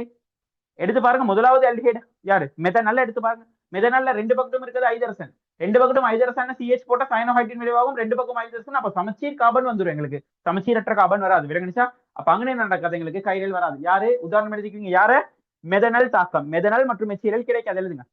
அது அதுக்கு பேர் வந்து ஃபார்மால்டிஹைட்னு சொல்லலாம், மெத்தனால் அல்லது ஃபார்மால்டிஹைட்னு சொல்லலாம். அதுல என்ன செய்யாது, எங்களுக்கு கிடைக்காது, அப்படி ஒன்றும் கிடைக்காது. அதெல்லாம் நம்ம எழுதியிருக்கோம் பாருங்க, தியரியில அப்படியே இருக்கு. அதெல்லாம் ஒன்று கொண்டு வேறுபட்ட 4 கூட்டங்கள் இந்த கார்பன் கைரல் கார்பன், அது சரி, அது கட்டாயமா சரி. FPGA தானே பாக்குறாங்க, 4 கூட்டங்கள் சொல்றாங்களா, ஒன்று கொண்டு வேறுபட்ட கூட்டங்கள் இணைஞ்சிருக்கா கார்பனோட, அதானே கைரல். அதுல தானே எங்களுக்கு என்னது எதிர்வு வரும், ஏன்னா ஒளியல் சாம்பத்தியம் அதுல தானே வரும். அப்ப அது சரி. ஆனா இங்க எல்லா அல்டிஹைடும் வராது. எந்த அல்டிஹைட், எந்த ஒரு அல்டிஹைடும் சொல்றது இல்ல, ரைட். பொதுவாக அல்டிஹைட்னு சொன்னா சரி, எந்த ஒரு அல்டிஹைட்னு சொல்லக்கூடாது. அங்க யார் வராது, ஃபார்மால்டிஹைடில் இது நடக்காது, ஃபார்மால்டிஹைட்ல நடக்காதுன்னு எழுது. சரி, அப்ப நாலாவது ஆன்சர், முதலாவது ரெண்டாவது சரி. சோல்வை முறையில் எண்ணெய் CO2 உற்பத்தியின் போது பிரதான பக்கவில்லை பொருள் கால்சியம் குளோரைட், ரைட், சரி, அது ஒன்னாவது ஆன்சர். ஏன்னா அடுத்தது சோல்வை அமோனியம் இல்ல பிறகு கால்சியம் ஆக்சைடு பயன்படுத்தக்குள்ள உங்களுக்கு தெரியும், அமோனியம் குளோரைட் போட்டோன்னே கால்சியம் குளோரைட் வருது. அது என்னதான் என்ன லேசான விஷயங்கள். சரி, இங்க பாருங்க அடுத்தது, பென்சீன் ஈரசோனியம் குளோரைட் ஆனது நீரின் நீர் பீனோலுடன் தாக்குப்பிடித்து பின்வரும் சேர்வை உருவாக்கும். இதுல ஒரு பிளவுன்னு இருக்கு, என்ன தெரியுமாடா, இங்க நீரின் நியூஸ் தானே போடுறாங்க. சில நேரம் இதுக்கு நீங்க பிளன் எடுத்திருந்தாலும் செய்ய வழி இல்ல, ஏன்னா ஸ்கீம்லயும் சில நேரம் இந்த இப்படித்தான் தராங்க. இங்க பாத்துங்க, இத ஈரசோனியம் குளோரைடு போடக்குள்ள NaOH யூஸ் பண்ணீங்கன்னா இதெல்லாமே ஓகே, ஒண்ணுமே நடக்காது, சரியா. இந்த இடம் O- Na+ உடைஞ்சு போயிடும், பீனோல் உடையும் NaOH கிட்ட. நிறைய ஸ்கீம்ல கிளியராவே காட்டிருக்காங்க. ஆனா இதுக்கும் மார்க்ஸ் கொடுத்துருக்காங்க. அப்ப எனக்கும் ஒரு தெளிவுத்தன்மை ஒண்ணு இன்னும் இல்ல, எதை கொடுக்கறதுனா இதான் பொருத்தமானது என்னை பொறுத்தளவுல, விளங்குதா. அதாவது ஸ்கீம்ல எனக்கு தெளிவுத்தன்மை இல்லைங்கிற, எதை இதுக்கும் மார்க்ஸ் கொடுக்க சொல்றாங்க, இதுக்கும் கொடுக்குறாங்க. நீங்க சேஃப் இதைத்தான் எழுதுறது. இந்த மாதிரி MCQ வரக்குள்ளதான் மாட்டிக்குவீங்க, ஏன்னா இதுதானே வரும் இது வராது அப்படின்னு தயவு செஞ்சு சரி நடிச்சு விடுங்க. ரைட், இது ஒரு மஞ்சள் நிறமானது, சரியா. சரி, அது சரி, 48க்கு அது சரி. அடுத்தது, ஈரசோனியம் என்கிற இலத்திரன் நாடியா தாக்க முடியும், கட்டாயமா. இலத்திரன் நாடிகள் பீனோல் என்ன செய்யும், கவரும். உங்களுக்கு தெரிஞ்சதானே இந்த தாக்கம். ரைட், இலத்திரன் நாடிகளை பீனோல் வந்து எங்களுக்கு கவரும். பாருங்களேன், இவர் தானே பென்சீன் ஈரசோனியம் குளோரைடு, இங்க பாருங்களேன், பென்சீன் ஈரசோனியம் குளோரைடு இவர் எடுக்கிறேன். இவரு நைட்ரஜன் பிளஸ், இந்த தனிச்சோடி ஒன்று இருக்கும், இங்க Cl-, சரியா. இதானே பீனோல், பீனோல்ட பதிவு வரைஞ்சா தெரியும் உங்களுக்கு. பீனோல்ட பராத்தானம் ஓதோத்தானங்கள் நல்லா ஏவல்படுத்தப்பட்டிருக்குது, ரைட். எங்க வந்து இணைவாரி, இப்ப இந்த பென்சீன்ல தாக்கம் நடந்தா இலத்திரன் தாக்கம் தானே, இலத்திரனை நாடுற இனம் வந்து தானே தாக்க முடியும். இங்க பாருங்க, இலத்திரன் பற்றாக்குறையோட இந்த இனத்தலைவர் என்ன செய்வார் வந்து இங்க அடிப்பாரா, பொறிமுறை எல்லாம் கிளியரா எழுதியிருப்போம். இதுக்கு பரிவு கூட இருக்கு ஈரசோனியம் குளோரைடுக்கு, அதையும் நாங்கள் எழுதியிருப்போம். கொஞ்சம் கவனம். அப்ப இந்த தாக்கத்துல ஒரு மஞ்சள் நிறமான அமைப்பு உருவாகும், சரியா. இதே பீட்டா நெப்தோலா இருந்த 2 வளையம் வந்து ஃபீனோல் வரது நினைவு இருக்கா? அப்படி வந்தா ஒரு செம்மஞ்சள் நிற வீழ்படி வரும், சிவப்பு வீழ்படி வரும், இது செம்மஞ்சள் நிற வீழ்படி வரும். சரிதானே? ரைட். அடுத்தது போ நம்ம தொடங்கி. அப்ப ஈரசோனியம் அயன்கள் இலத்திரன் நாடிகளாக தாக்கம் புரியலாம்னு சொல்லி அந்த வசனம்னு உங்களுக்கு நினைவு இருந்து அது முன்னுக்கு எங்கேயாச்சும் ஒரு கூட்டுற வந்து ஆமான்னு போட்டு வச்சிங்க. ஆமா, அது உண்மையான விஷயம். இலத்திரன் நாடி, ஈரசோனியம் குளோரைடு இலத்திரன் நாடி. சரியா? நெக்ஸ்ட் விஷயத்துக்கு வருவோம் நம்ம. இப்ப நீர் அமோனியாவுடன் வண்ணமிலங்கள் சிவப்பு என்னது நியமிப்பு செய்யும் போது சமோல புள்ளியில் நடுநிலை கரைசல் கிடைப்பதில்லை. நீர் அமோனியாவுடன் வண்ணமிலங்களை நியமிப்பு செய்யும் போது, ரைட், NH3யோட HCl டைட்ரேட் பண்ணக்குள்ள சமோல புள்ளியில நடுநிலை கரைசல் கட்டாயம் கிடைக்காது. முத வரைஞ்ச கிராஃப் தெரிந்தானே உங்களுக்கு. இங்க பாருங்க,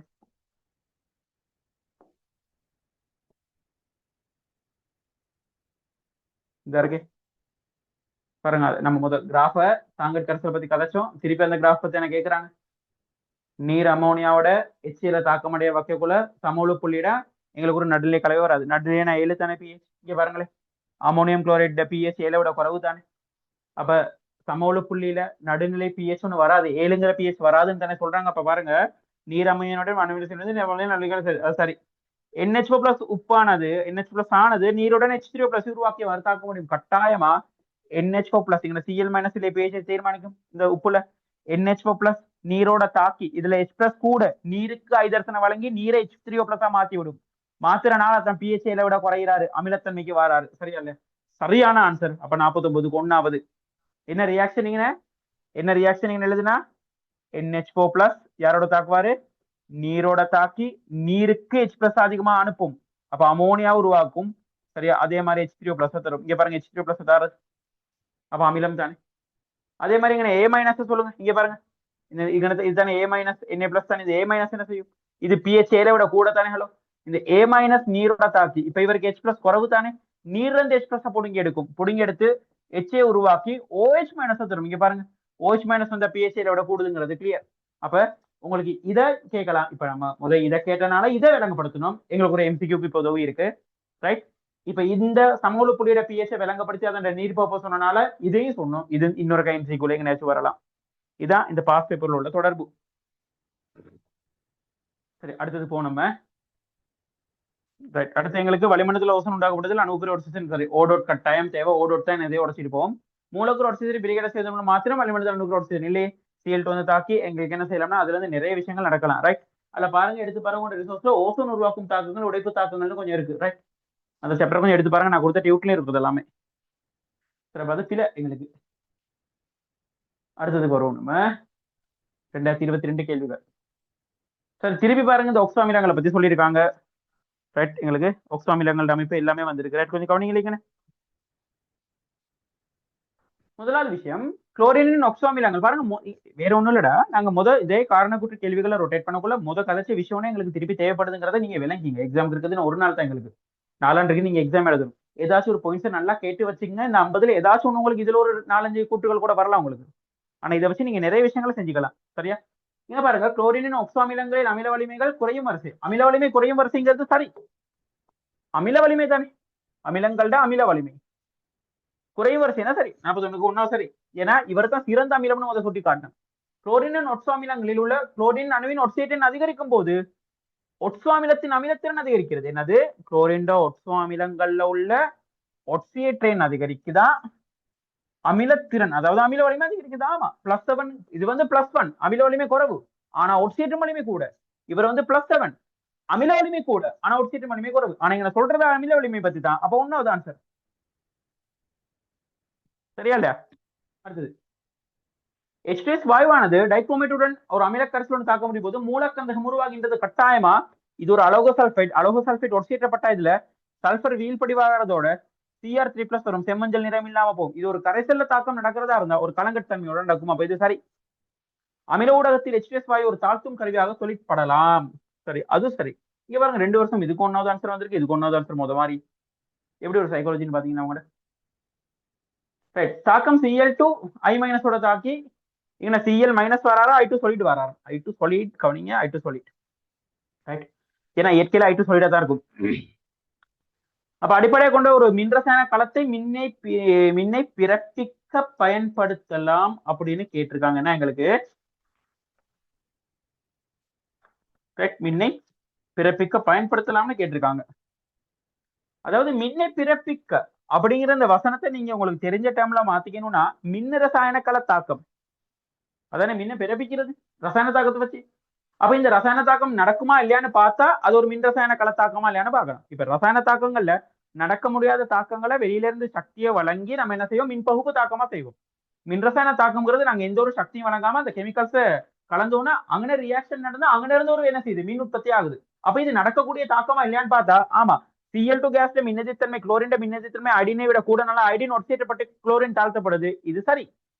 கொதிநிலை குழம்ப வேணாம். அப்ப இது மின்னை பிறப்பிக்க, அதாவது மின் ரசாயன கல தாக்கம் எழுதிக்கோங்க, ஹைலைட் பண்ணிட்டு மின் ரசாயன தாக்கம், மின் ரசாயன கல தாக்கம். சரியா? அது சரி. Cl2 ஆனது I2 சொல்லிட்டு ஒரு வலிமையான ஒரு தாழ்த்தும் கருவி இல்லையே, ஒட்சியேற்றும் கருவி. ஏன்னா குளோரின் மின்னெதிர்த்தன்மை ஐடினை விட கூடங்கிறத அங்க எழுதி காட்டுங்க. குளோரின் மின்னெதிர்த்தன்மை ஐடினை விட கூட. அப்ப 43க்கு ரெண்டாவது கூற்றுப்பில ஒன்னாவது கூற்று சரி. அப்ப மூணாவது ஆன்சர். வேகமா எழுதுங்க பாப்போம்.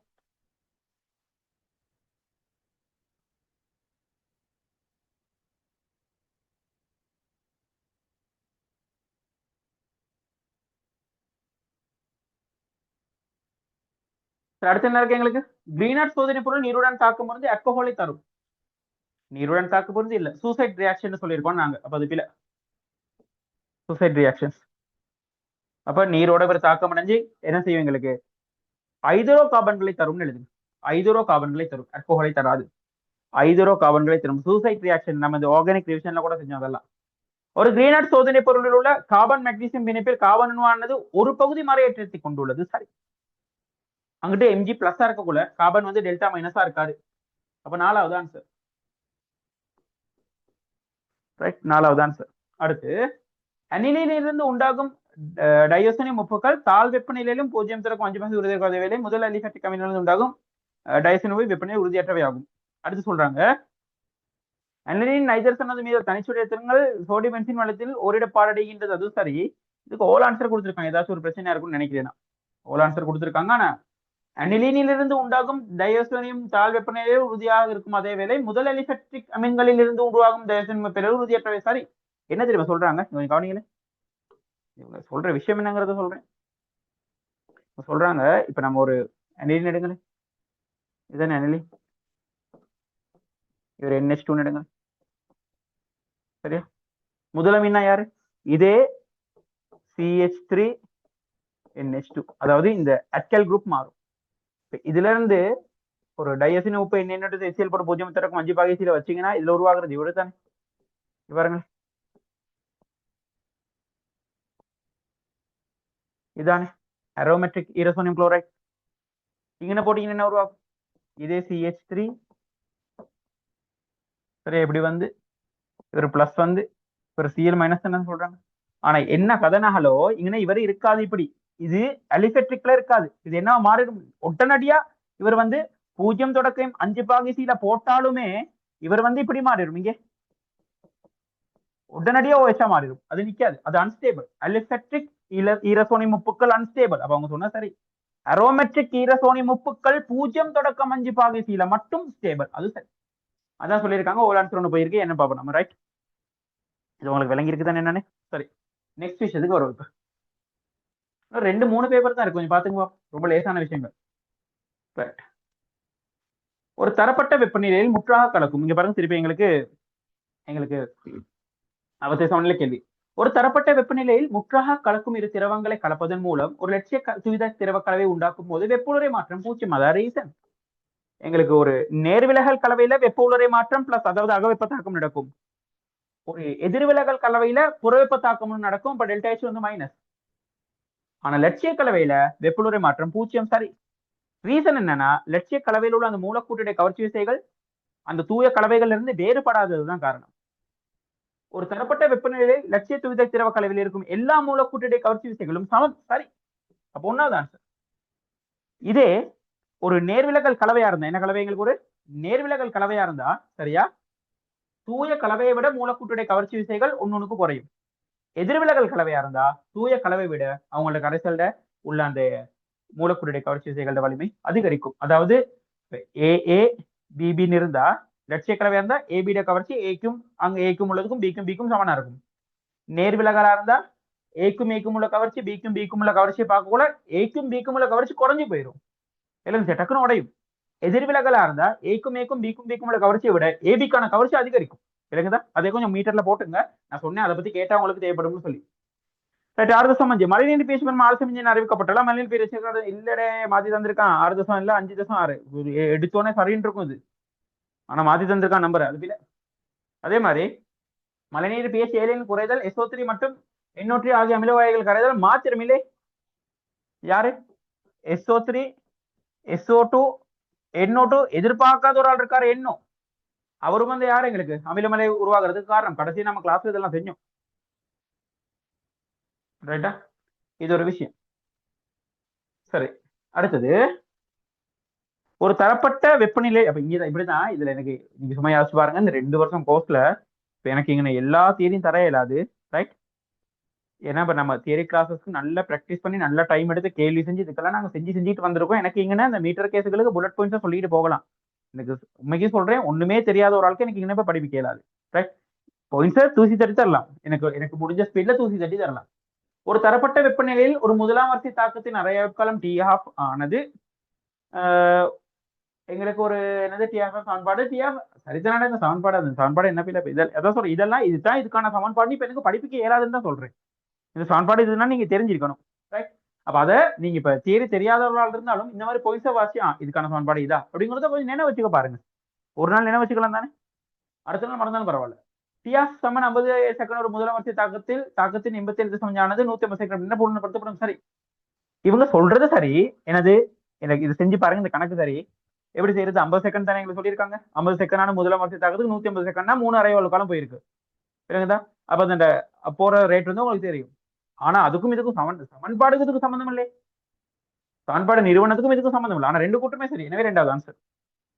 ரைட், ஹேபபோஷ் முறையில் அமோனியா வாயு திருப்பி கேட்கிறாங்க. அமோனியா பத்தி இப்ப 600 பாய்ச்சல் உயர்ந்த வெப்பநிலையில் 450 பாய்ச்சி எப்ப ஏபபோஷ் முறையில் அமோனியா வாயு உண்டாக்கப்படும் சமநிலை தாக்கத்தின் ஏவட் சக்தி வெப்பநிலை அதிகரிக்கும் போது குறை. ஏவட் சக்திக்கும் வெப்பநிலைக்கும் எந்த ஒரு தொடர்பும் இல்ல. ஆனா ஏவட் சக்தி வந்து வெப்பநிலையால பாதிக்கப்படாது. ஏவட் சக்தி மாறாது. வெப்பநிலை அதிகரிக்க நடக்கிறது ஏவட் சக்தியை தாண்டிய மூலக்கூறுகள் பின்னம் அதிகரிக்கிறது தான் நடக்குது. எனவே ரெண்டு கூற்றுமே நினைப்பில்ல. சிம்பிள் விஷயம் ஒண்ணு. ரைட், அப்ப எங்களுக்கு அஞ்சாவது ஆன்சர். பேக்லைட் ஒரு கூட்டல் பல் பகுதியும் வகைப்படுத்தப்படும். இல்ல, பேக்லைட் ஒரு 30 ரைட். ஆமா, பேக்லைட் வந்து 30 மலை. நீங்க எடுத்து பாருங்க, உங்களுக்கு தெரியும் ஒடுங்கல் பல்பகுதியும். ரைட், எடுத்து பாருங்க, தேரி எடுத்து பாருங்க, உங்களுக்கு தெரியும் பல்பகுதியும் தேரி நான் போட்டிருக்கேன். சரியா? அப்ப இது பில அது சரின்னு சொல்றேன். நாலாவது ஆன்சர். சரி, இப்ப 2023 கொஞ்சம் பாத்துங்க. உகந்த நிலைமைகளின் கீழே எங்களுக்கு உகந்த நிலைமைகளின் கீழ் H2S ஆனது ஒரு தாழ்த்தும் கருவியாகவும் ஒரு சிறுமையாக சொல்லிவிடும். ஆமா, கவனம், உங்களுக்கு தெரியும் ஐதரசன் சார்பான, நீங்க இதெல்லாம் எழுதிக்கங்க. ஐதரசன் சார்பான ஒட்சேட்டும் கருவி, சல்பர் சார்பான தாழ்த்தும் கருவி. வேகமா எழுதுங்க. ஐதரசன் சார்பான ஒட்சேட்டும் கருவி, சல்பர் சார்பான தாழ்த்தும் கருவி. நான் சொல்ற பாயிண்ட்ஸை கேட்டு எழுதிட்டு போனீங்கனால சரியா எக்ஸாம்க்கு உண்மைக்குமே உதவும். இது எங்களுக்கு சல்பர் சார்பான தாழ்த்தும் கருவி, ஐதரசன் சார்பான ஒட்சேட்டும் கருவி. கந்தகமானது ஒட்சேட் எண்கள் -2 +3 வரையான வீச்சில் உள்ளது. சரி, அது சரி. அதுக்கு இதுக்கு எந்த சம்மந்தமே இல்லை.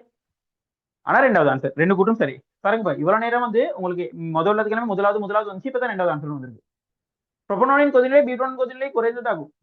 புரோபனோனின் கொதிநிலை பியூட்டேன் கொதிநிலை விட குறைவு. சரி, புரோபனோன்ங்கிறத ஒரு கீட்டோன், பியூட்டேன்ங்கிறது ஒரு ஆல்கேன். என்னதான் 4 கார்பன் போல இருந்தாலும் ஆல்கேன்ல தொழிற்படுறது லண்டன் விசைகள், புரோபனோன்ல தொழிற்படுறது இருமுனை இருமுனை விசைகள். லண்டனை விட இந்த நேரம் சமமூலத்தில் கிட்டத்தட்ட. அப்ப இருமுனை விசை வலிமை அடையும். அப்ப குறைந்ததாகும்னு சொல்ற அந்த கூற்று புரோபனோனின் கொதிநிலை பியூட்டானின் கொதிநிலையும் குறைந்துங்கிறது பிழை. புரோபனோன் தான் கூட. புரோபனோனின் ஒரு பைப் இணைப்பு இருக்கும், அதே வேளை பியூட்டேனில் ஒரு பைப் இணைப்பு இல்லை. அது சரி, அது கட்டமைப்பு தெரிஞ்சு அது ஜஸ்ட் ஜென்ரல் ஆர்கானிக் மாலிக்யூல் பயன்படுத்தி ஜென்ரல் கேட்கறாங்க, வேற ஒண்ணும் இல்ல. கேட்டப்ப அது சரி. அப்ப எங்களுக்கு பைப் இணைப்பு இல்லைங்கிற சரி. ஆனா ஒண்ணுமில்லை, முதலாவது பிழை. அப்ப ரெண்டாவது சரினா நாலாவது ஆன்சர். சில நிபந்தனைக்கு ஒரு மெய்வாயு நீங்க சில நிபந்தனைக்கு ஒரு மெய்வாயு மாதிரி அமுக்கம் லட்சிய வாயு விதினை எதிர்கொள்வது வந்து பெருமாத்திரம் குறைவாக இருக்கலாம். மெய்வாயோட அமுக்கம் குறைவு. மூலக்கூறுக்கு விசையிட கவர்ச்சி விசை வந்து என்னது எங்களுக்கு இருக்கு, மெய்வாயுக்கள் இடையில மூலக்கூறுடைய கவர்ச்சி விசை இருக்கனால அந்த மெய்வாயு மூலக்கூறுகள் போயிட்டு செவருல லைட்டா தான் மோதும், வேகமா மோதாது. அப்ப அமுக்கம் மெய்வாயு அப்படி லட்சிய வாயு அப்படி ஓகே அட்டிக்கிற மாதிரி நல்லா போயிட்டு மோதும், வந்து மோதும். ஆனா மெய்வாயு மூலக்கூறுகள் சாஃப்டா தான் வந்து மோதும். ஏன்? இன்னொரு மூலக்கூறு அதை பிடிச்சி இழுத்துக்கு இருக்கும், கவர்ச்சி விசை இருக்கனால. எனவே மெய்வாய்க்கோளோட அமுக்கம் லட்சியவாயோட அமுக்கத்தை விட என்னது எங்களுக்கு குறைவு. எனவே திருத்தம் மேற்கொள்ளக்குள்ள மெய்வாயோட அமுக்கத்தை கூட்டி நாங்கள் லட்சியவாய்க்கு சமப்படுத்துறதுனால அந்த வந்தர்வால் சமன்பாடுல பி சக, அதாவது பியோட ஒரு பகுதி கூட்டப்பட்டு லட்சியவாய்க்கு சமப்படுத்தப்படும். சரியா? கனவுல எடுத்தீங்கன்னா மெய்வாயோட கன அளவு சரியா லட்சியவாயோட கனவுல விட கூட.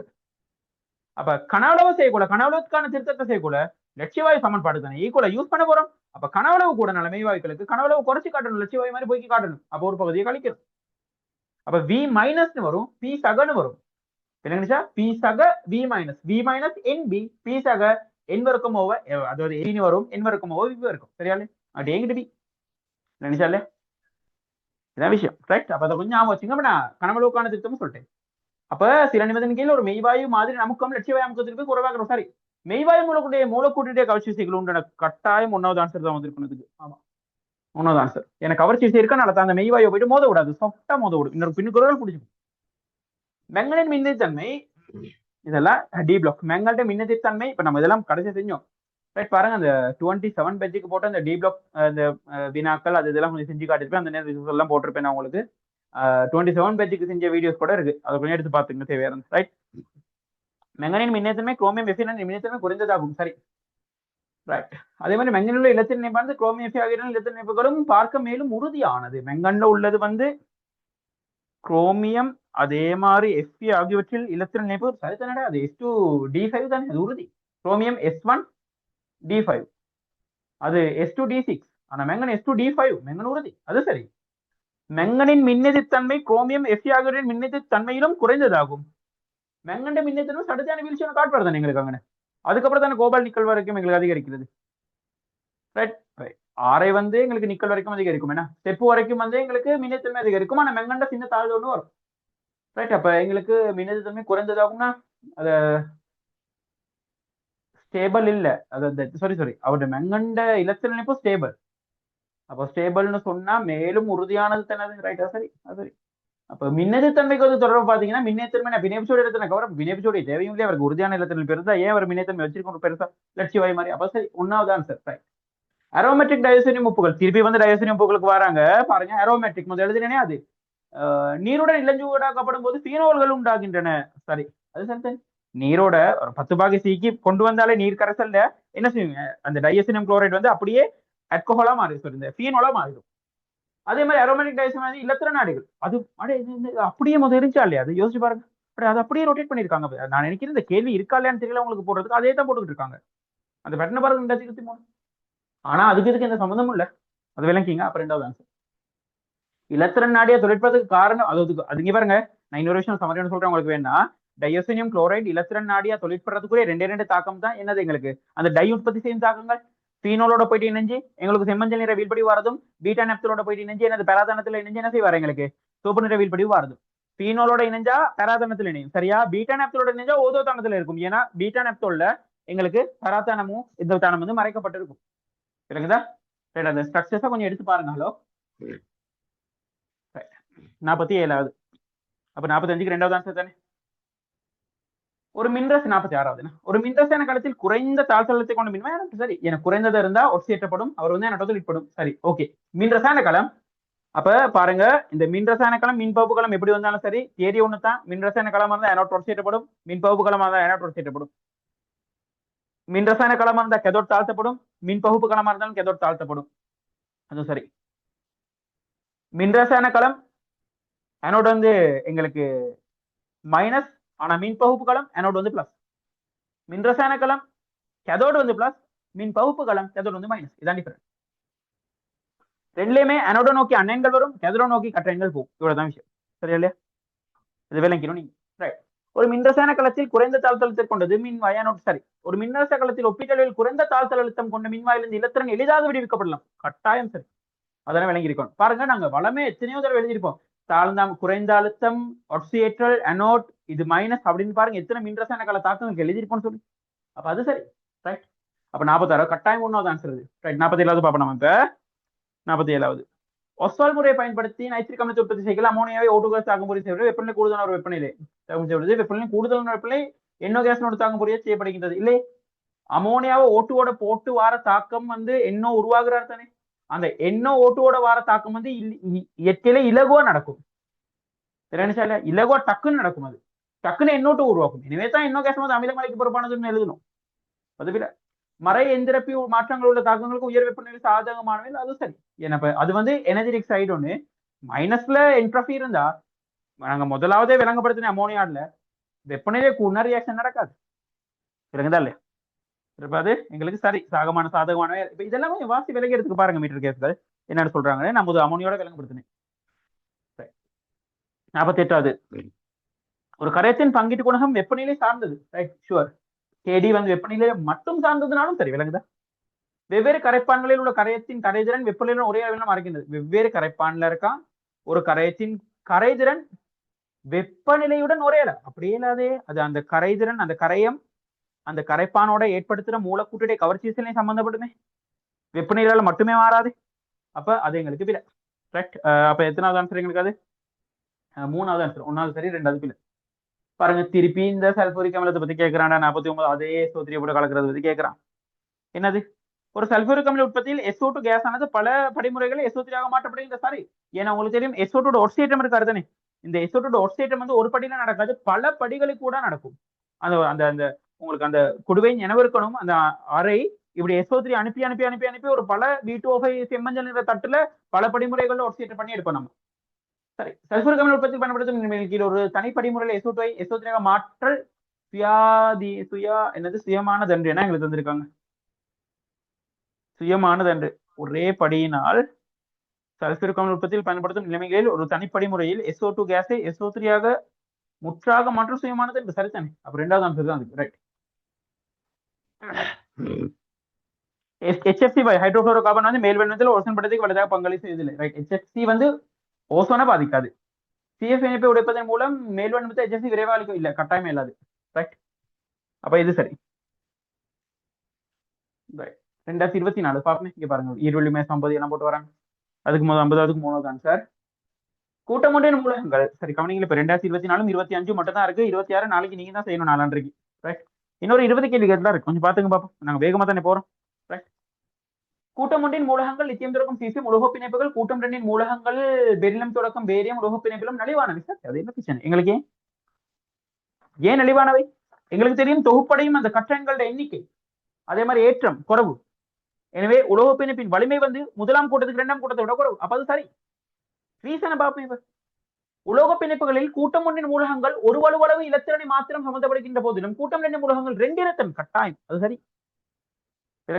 இங்க வந்து ஒரு பிளஸ் ஒரு இலத்திரன் ஒரு பிளஸ், அங்க 2 இலத்திரன் 2 பிளஸ். அப்ப இலத்திரன் எண்ணிக்கை வந்து கூட்டம் 1 விட கூட்டம் 2 அதிகம். எதுக்கு? உலோக பிணைப்பு வழங்குறதுல. அப்ப சரி. அப்ப 1வது ஆன்சர் வளமைப்படி சாஸ்திரப்படி எங்களுக்கு 41க்கு 1வது ஆன்சர் வந்துருச்சு. அப்படித்தானே வந்துருச்சு. இவ்வளவு நேரம் ஒன்னு இடையில மாறிச்சு. அடைய அதுக்குன்னு போயிட்டு அடிச்சு விடாங்க. 1வது ஆன்சரை வாசி பாருங்க.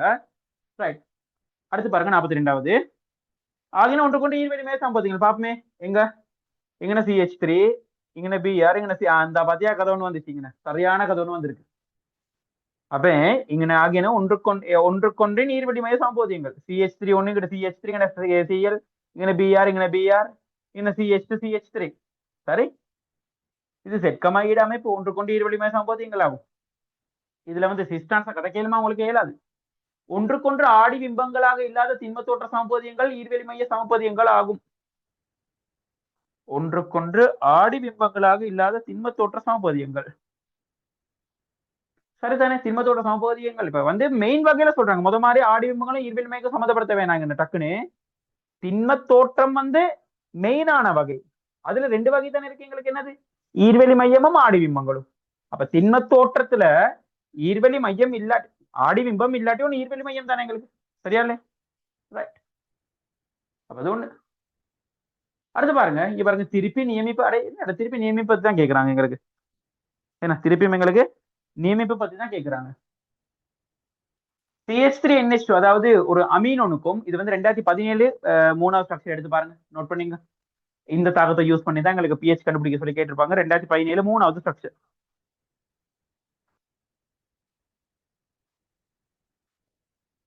சரி, 2017 3வது ஸ்ட்ரக்சர் எடுத்து பாருங்க. ரைட், கொஞ்சம் எடுத்து எழுதி வச்சுங்க.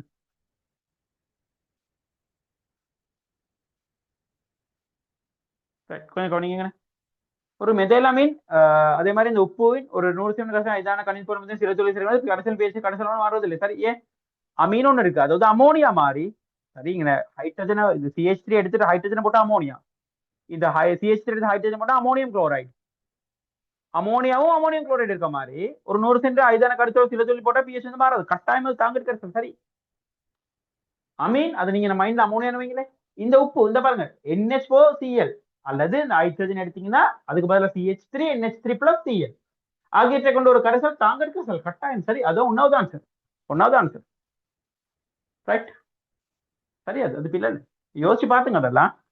அடே அமோனியாவில் உள்ள நைட்ரஜன் இருக்காரு தானே, அந்த நைட்ரஜன்ல ஹைட்ரஜனை உடைச்சிட்டு CH3 நினைக்கிறாங்க, அமீன் நினைக்கிறாங்க ரைட். அப்ப நாங்க வளமையா பாக்குற வடிவம் என்னது, அமோனியா இங்கன்னா அமோனியம் குளோரைடு, அமோனியாவுக்குள்ள ஹைட்ரஜன் உடைச்சா CH3, அமோனியம் குளோரைட்ல ஹைட்ரஜனை உடைச்சா எங்களுக்கு NH4 தானே, NH4 ஒரு ஹைட்ரஜன் உடைச்சா NH3, அதுக்கு பதிலா CH3 சரியா இல்ல. அது விளங்கி பாருங்க. நிக்கல் 2+ செப்பு 2+ என்னது எங்களுக்கு நிக்கல் செப்பு 2+ ஆகியவற்றின் நீர் கரைசல்கள் மிகையான அமோனியம் ஹைட்ரோக்சைடு தனித்தனியாக பரப்பினால் நீரான வீழ்படுகளை தருவதில்லை கட்டாயம். ஏன் இவங்கெல்லாம் மிகை அமோனியா கரைஞ்சி இது கரணியில தரும், இதுவும் கரணியில தரும், இதை நிறமற்ற கரைசல் உருவாக்கும். அதே மாதிரி நிக்கல் செப்பு செடன் ஆகிய 3 அயன்களும் எங்களுக்கு மிக தனித்தனியாக பறிக்கப்படும் அமைன் சிக்கலை தரும் சரி. சரி இதெல்லாம் என்ன பிரச்சனை எனக்கு தெரியாது, இன்ஆர்கானிக்ல ஸ்ட்ரெயிட் ஃபார்வர்ட் கேள்விகள் எங்களுக்கு. அப்ப சரி அது ஒன்னாவது ஆன்சர். இலத்திரநாட்ட சோதனை பொருட்களில் பென்சீன் தாக்கம் பொருந்து கூட்டல் விளைபொருள் என்று பிரதியீட்டு விளைபொருளை தரும். எனது இலத்திரநாட்ட சோதனை பொருள் பென்சீன் தாக்கம் பொருந்து கூட்டல் விளைபொருளை தராம பிரதியீட்டு விளைவு கட்டாயம் சரி. ஏன் பென்சீன் உங்களுக்கு என்ன செய்யுது, எங்களுக்கு இலத்திரநாட்ட பிரதியீடு தாக்கத்தான் செய்யும். பென்சீன் வந்து அரோமெட்ரிக் உறுதித்தன்மையானது, அவர் இலத்திரநாட்ட பிரதியீடு தாக்கத்தை தான் செஞ்சுக்க விரும்புவாரு, இலத்திரநாட்ட கூட்டலை செய்ய மாட்டார். அப்ப சரி என்ன ரீசன் சொல்லியிருக்காங்க எங்களுக்கு, பென்சீனுக்கும் இலத்திரநாடையும் உள்ள தாக்கத்தின் உண்டாக்கப்படும் கார்போகற்றின் இடைநிலை அதன் நேரேற்றத்தின் ஓடிடப்பட்ட தன்மையில உண்டாகின்றது சரி. அந்த கார்போகட்டின் நேரம் அரினியமாயின் அது உங்களுக்கு வரைஞ்சி எழுதுன அரினியமாயின் இப்ப நான் வரைஞ்சு காட்டலது ரைட். அப்ப அதுவும் சரி, ஆனா அரோமெட்ரிக் உறுதித்தன்மைக்கும் அரினியமாயினுக்கும் சம்மந்தம் இல்லையே தந்தது உங்களுக்கு. அப்ப ரெண்டாவது ஆன்சர். 46வது சொல்றாங்க Ag+ solid Cu2+ C solid மின்வாய்களில் உருவாக்கப்படும் மின்ரசாயன, திருப்பி மின்ரசாயன கலமனும் கொண்டு வராங்க. உங்களுக்கு கட்டாயம் தெரியும் இதுல Cu2+ Cu Ag இருந்தா ஏஜியும் சியும் ஒப்பிட்டு இப்ப கேள்வி போய்கிட்டு இருக்கு, சியில இருந்து ஏஜிக்கு இலத்திரன் பாய்க்கின்றான் நீங்க பாருங்க சொல்லி போட்டாங்க ஒரு கதை ஒண்ணு. செப்பிட தாழ்த்தழுத்தம் இது, ஏஜிட தாழ்த்தழுத்தம் இது, ஏஜிட தாழ்த்தழுத்தம் உயர்வானது, செப்பிட தாழ்த்தழுத்தம் குறைவானது வந்து அனோடா தொழிற்படும், அனோடா இருந்தா இலத்திரன் எங்க செப்புல இருந்து ஏஜிக்கு பாயும், அப்ப செப்பில இருந்து ஏஜிக்கு இலத்திரன் பாயுங்கிறது சரி. சரிங்களா. அப்ப 46வது ஒன்னாவது கூற்று வந்து எங்களுக்கு சரி. ரெண்டாவது மின்ரசாயன களம் இங்க பாருங்க செப்பு சாலிட் செப்பு 2+ ஏகோஸ் Ag+ கதோட் ஆகும், செப்பு கதோட்ல இப்ப செப்பு அனோட. அப்ப இந்த தாக்கம் செப்பு சாலிட்ல செப்பு 2+ வந்து ஏகோஸ் ஒரேம்னு வந்து டபுள் அது உப்பு ரெட்டைப்பாலம் வந்து Ag+ வந்து ஏஜி தாழ்த்தப்படுது, செப்பு ஒட்சேட்டப்படுது, செப்பு ஒட்சேட்டப்பட்ட செப்பு வந்து கதோட்ல செப்பு வந்து அனோட், திருப்பி எங்களுக்கு வந்திருக்காங்க அதை பத்தி. அப்ப ரெண்டாவது கூட்டு பிள்ளை, ஒன்னாவது கூட்டு சரி. அப்படிங்க பாருங்க ரொம்ப எளிமையா தான் போயிருக்கேன். N2 கேஸ் ஒரு ஒட்சேட்டும் கருவியாக நடந்து கொள்ள முடியாது, ஏன் முடியாது, ஒரு ஒட்சேட்டும் கருவியாக நடந்து கொள்ள முடியாதுன்னா N2 கேஸ் என்ன செய்யுது எங்களுக்கு தாழ்த்தல் அடையணும். ஏன்னா லித்தியத்தோட நைட்ரஜனை போட்டா கால்சியத்தோட நைட்ரஜனை போட்டா என்ன நடக்கும், N3- வரும் தானே, நைட்ரஜன்ல இருந்தா அது நடக்குது நேரடியா, அவ நடந்து கொள்ள முடியாதுங்கிறது பிழை தானே எங்களுக்கு. 47க்கு ஒன்னாவது ஆன்சர் வந்து பிழை. வெப்பமாக்கப்படும் போது N2 கேஸ் லித்தியது இந்த பாரு தாக்கத்தை தாரம் திருப்பி வெப்பமாக்கப்படும் போது N2 கேஸ் வந்து லித்தியத்துடன் தாக்கும் போது கிடைக்கும் அயன் விலை பொருள் நீருடன் தாக்கும் போது அமோனியம் சரி. Li3N வந்து அது நீர் பகுத்த அமோனியம் வரும் சரி. டக்குன்னு ஞாபகப்படுத்திட்டு போ. அப்ப லித்தியத்தோட நைட்ரஜன் தாக்குனா Li3N தானே வரும், என்ன ஆனா N3-, அப்ப நைட்ரஜன் 0ல இருந்து 3- போனா நைட்ரஜன் தாழ்த்தப்படுது, எனவே ஒட்சேட்டும் கருவி. அப்ப ஒட்சேட்டும் கருவியா நடந்து கொள்ள முடியாதுன்னா ரைட். 48 அப்ப ஒன்னாவது பேர் ரெண்டாவது PbC2O4 ஒரு நிரம்பிய கரைசலுடன் ஐதான H3 யார் எங்களுக்கு PbC2O4 நிரம்பிய கரைசலுடன் ஐதான H3 சேர்க்கும் போது PbC2O4 கரைசல் அதிகரிக்கின்றது ரைட். சரியா பிரியாணி பாபு PbC2O4 அட இது வந்து சிலபஸ்ல இருக்கு, நான் உங்களோட தியரியும் தந்திருப்பேன் உங்களோட ரிசோர்ஸ்ல. அப்படி இல்லாட்டி நான் கொடுத்த அந்த pH அதாவது KSP வித் pH டியூட் எடுத்து பாருங்க, KSPல பின்னுக்கு இருக்கு உங்களுக்கு pH தொடர்பான சில விளக்கங்கள், கரைதிறன், PB ஆக்சைடு பத்தி அல்லது PB தொடர்பான சில விளக்க உரைகள், கால்சியம் ஆக்சைடு சரி இருக்கும், எடுத்து கொஞ்சம் அதை வாசி பாத்துங்க, அது கொஞ்சம் எடுங்க ரிசோர்ஸ் இல்லாதவங்க இன்டர்நெட்ல சரி கொஞ்சம் அதை கண்டிப்பா பார்த்துட்டு போங்க. இந்த அமைப்பெல்லாம் கேட்டுக்கிட்டு இருக்காங்க ஏன்னா எங்களுக்கு. அப்ப இதுல என்ன நடக்குது ஆக்சுவலா, ஒரு நிரம்பிய நீர்க்கரசலுடன் NO3 சேர்க்கும் போது PbC2O4 சொல்லின் கரைதிறன் அதிகரிக்கும் ரைட். கொஞ்சம் செஞ்சு பார்ப்பேன் அதை நம்ம.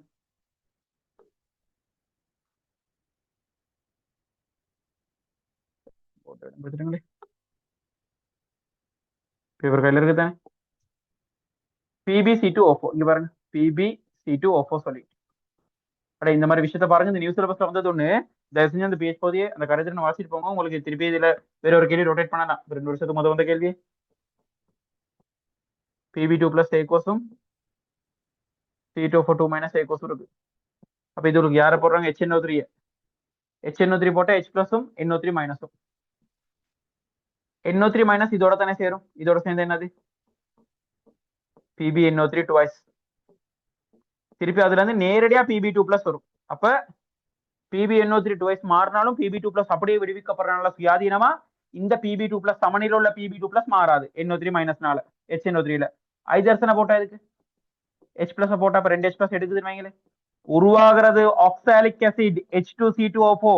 இங்க பாருங்க, சமநிலையில இல்லாத ஒரு ஆள் நாளையும் சமநிலை பாதிக்கப்படலாமா இல்லையா? கரைதிறன் கட்டாயம் பாதிக்கப்படலாம். இது நியூ சிலபஸ் நல்லா பாத்துங்க.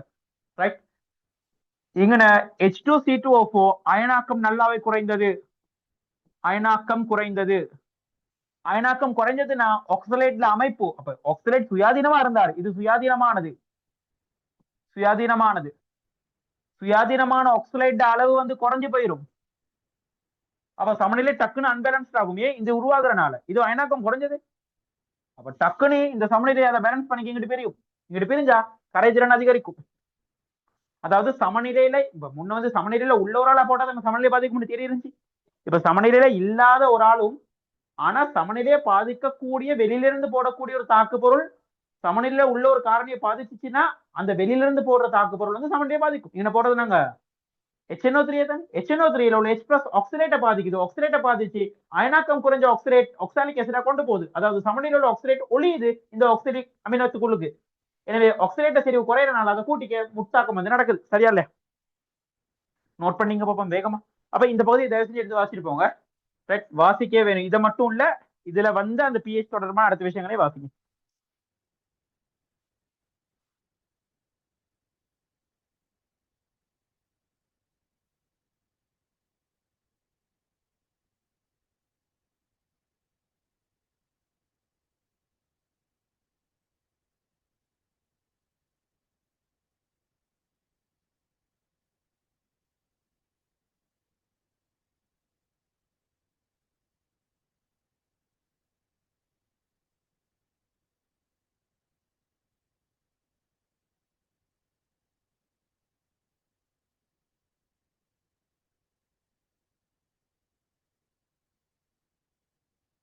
ஆமா, கரைதிறன்ல இந்த நோட் இருக்கு. கரைதிறன்ல இந்த நோட்ஸ் இருக்கு, எடுத்து பாத்துங்க. கேட்பாங்க. அடுத்தது அடுத்த கேள்விக்கு வருவோம் நம்ம.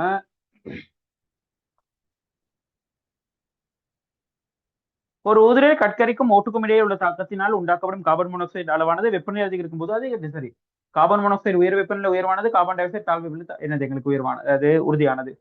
கார்பன் மோனாக்சைடு உயர் வெப்பநிலை உறுதியானது. அப்ப சரி, வெப்பநிலை அதிகரிக்க கார்பன் மோனாக்சைடு அளவு அதிகரிக்குது, கார்பன் டை ஆக்சைடு அளவு குறையுது. ரைட், சரி. கற்கரியுடன் O2 தாக்குதல் கார்பன் சுப்ரசியம் ஒரு செயல்முறை நேரெந்திரிப்பு மாற்றம். கட்டாயமா சரி. எங்களுக்கு ஆக்சிஜன் வர்றது நேரெந்திரிப்பு மாற்றம். இதெல்லாம் நம்ம நிறைய தடவை காய்ச்சிருக்கும். தயவு செஞ்சு இரும்பு உற்பத்தி எடுத்துல அந்த தாக்கங்கள் அதெல்லாம் இந்த ஷார்ட் நோட்லாம் எடுத்து பாத்துங்க. ரைட், இப்ப வேற ஒன்றும் சொல்றதுக்கு இல்லைங்க. இது இந்த தாக்கத்தை இப்ப அவ்வளோத்தையும் எக்ஸ்பிளைன் பண்ணுவேன். நான் இரும்பு உற்பத்தியை சேனல்ல போட்டிருக்கேன். இரும்பு உற்பத்தி எடுத்து ஒருக்கா பாருங்க. ரைட், பேர் மறந்து. வெப்பம் இருக்கும் பல்பகுதியில் வெப்பமாக்குவதன் மூலம் மென்மையாக்க முடியாது. வெப்பம் இருக்கும் பல்பகுதியங்களை மென்மையாக்குவதன் மூலம் வெப்பமாக்க முடியாது. சரி, அப்ப வெப்பம் இழக்கும் பல்பகுதியங்களை வெப்பமாக்குவதன் மூலம் மென்மையாக்க முடியும். தட் மீன் வெப்பம் இழக்கும் பல்பகுதியம்னா பிளாஸ்டிக் மாதிரி நினைச்சுங்க. ஏன்னா இந்த PVC பட்டர்லாம் கொஞ்சம் வெப்பம் மாத்தி நாங்க அந்த தேவையான நேரம் அந்த என்னது இந்த சைஸனை பெருசாக்கி அந்த மாதிரி. அப்ப அது சரி. வெப்பம் இருக்கும் பல்பகுதியங்கள் ஒரு முப்பரிமாண வடிவமைப்பால் ஒழுங்கமைக்கப்பட்ட ஒரு மூலக்கூற்று கட்டமைப்பு உள்ளது. சரி, கட்டாயம் சரி. ரைட், இந்த பேக்லைட் எல்லாம் அந்த மாதிரி தானே. ரைட், இந்த ஃபிளக்ஸ் சுவிட்ச் இருக்கே வீட்டுல, ஃபிளக்ஸ் சுவிட்ச் எல்லாம் செய்யறதுக்கு அந்த பேக்லைட் பயன்படுத்துவாங்க. அது பாருங்க, அந்த கதிக்கட்ட மாதிரி எரிஞ்சு அப்படியே நின்றும். அந்த அந்த என்னது அந்த கரண்ட் ஷாக் ஒன்று அடிக்கக்குள்ள கரண்ட் வந்து இதாகக்குள்ள ஷார்ட் ஆகக்குள்ள அந்த பிளக் வந்து பாருங்க, சுவிட்ச் எல்லாம் வீட்டுல இருக்கும் அந்த பிளக் சுவிட்ச் எல்லாம் எரிஞ்சு அப்படியே நிற்கும் பாருங்க, கருப்பா ஒரு புகை மாதிரி வந்து. ரைட், அதான் அந்த விஷயம். ரைட் ரைட் அப்ப இந்த எம்சிக்கு சரி நம்மளுக்கு பாத்தீங்களா எவ்வளவு எவ்வளவு விஷயங்கள் கிடைக்குதுன்னு சொல்லி சின்ன ஒரு டைம்ல. ரைட், 2025 லாஸ்ட் இயர்ல வந்து எங்களுக்கு 41 50 வரைக்கும் வந்து எம்சிக்கு செட்.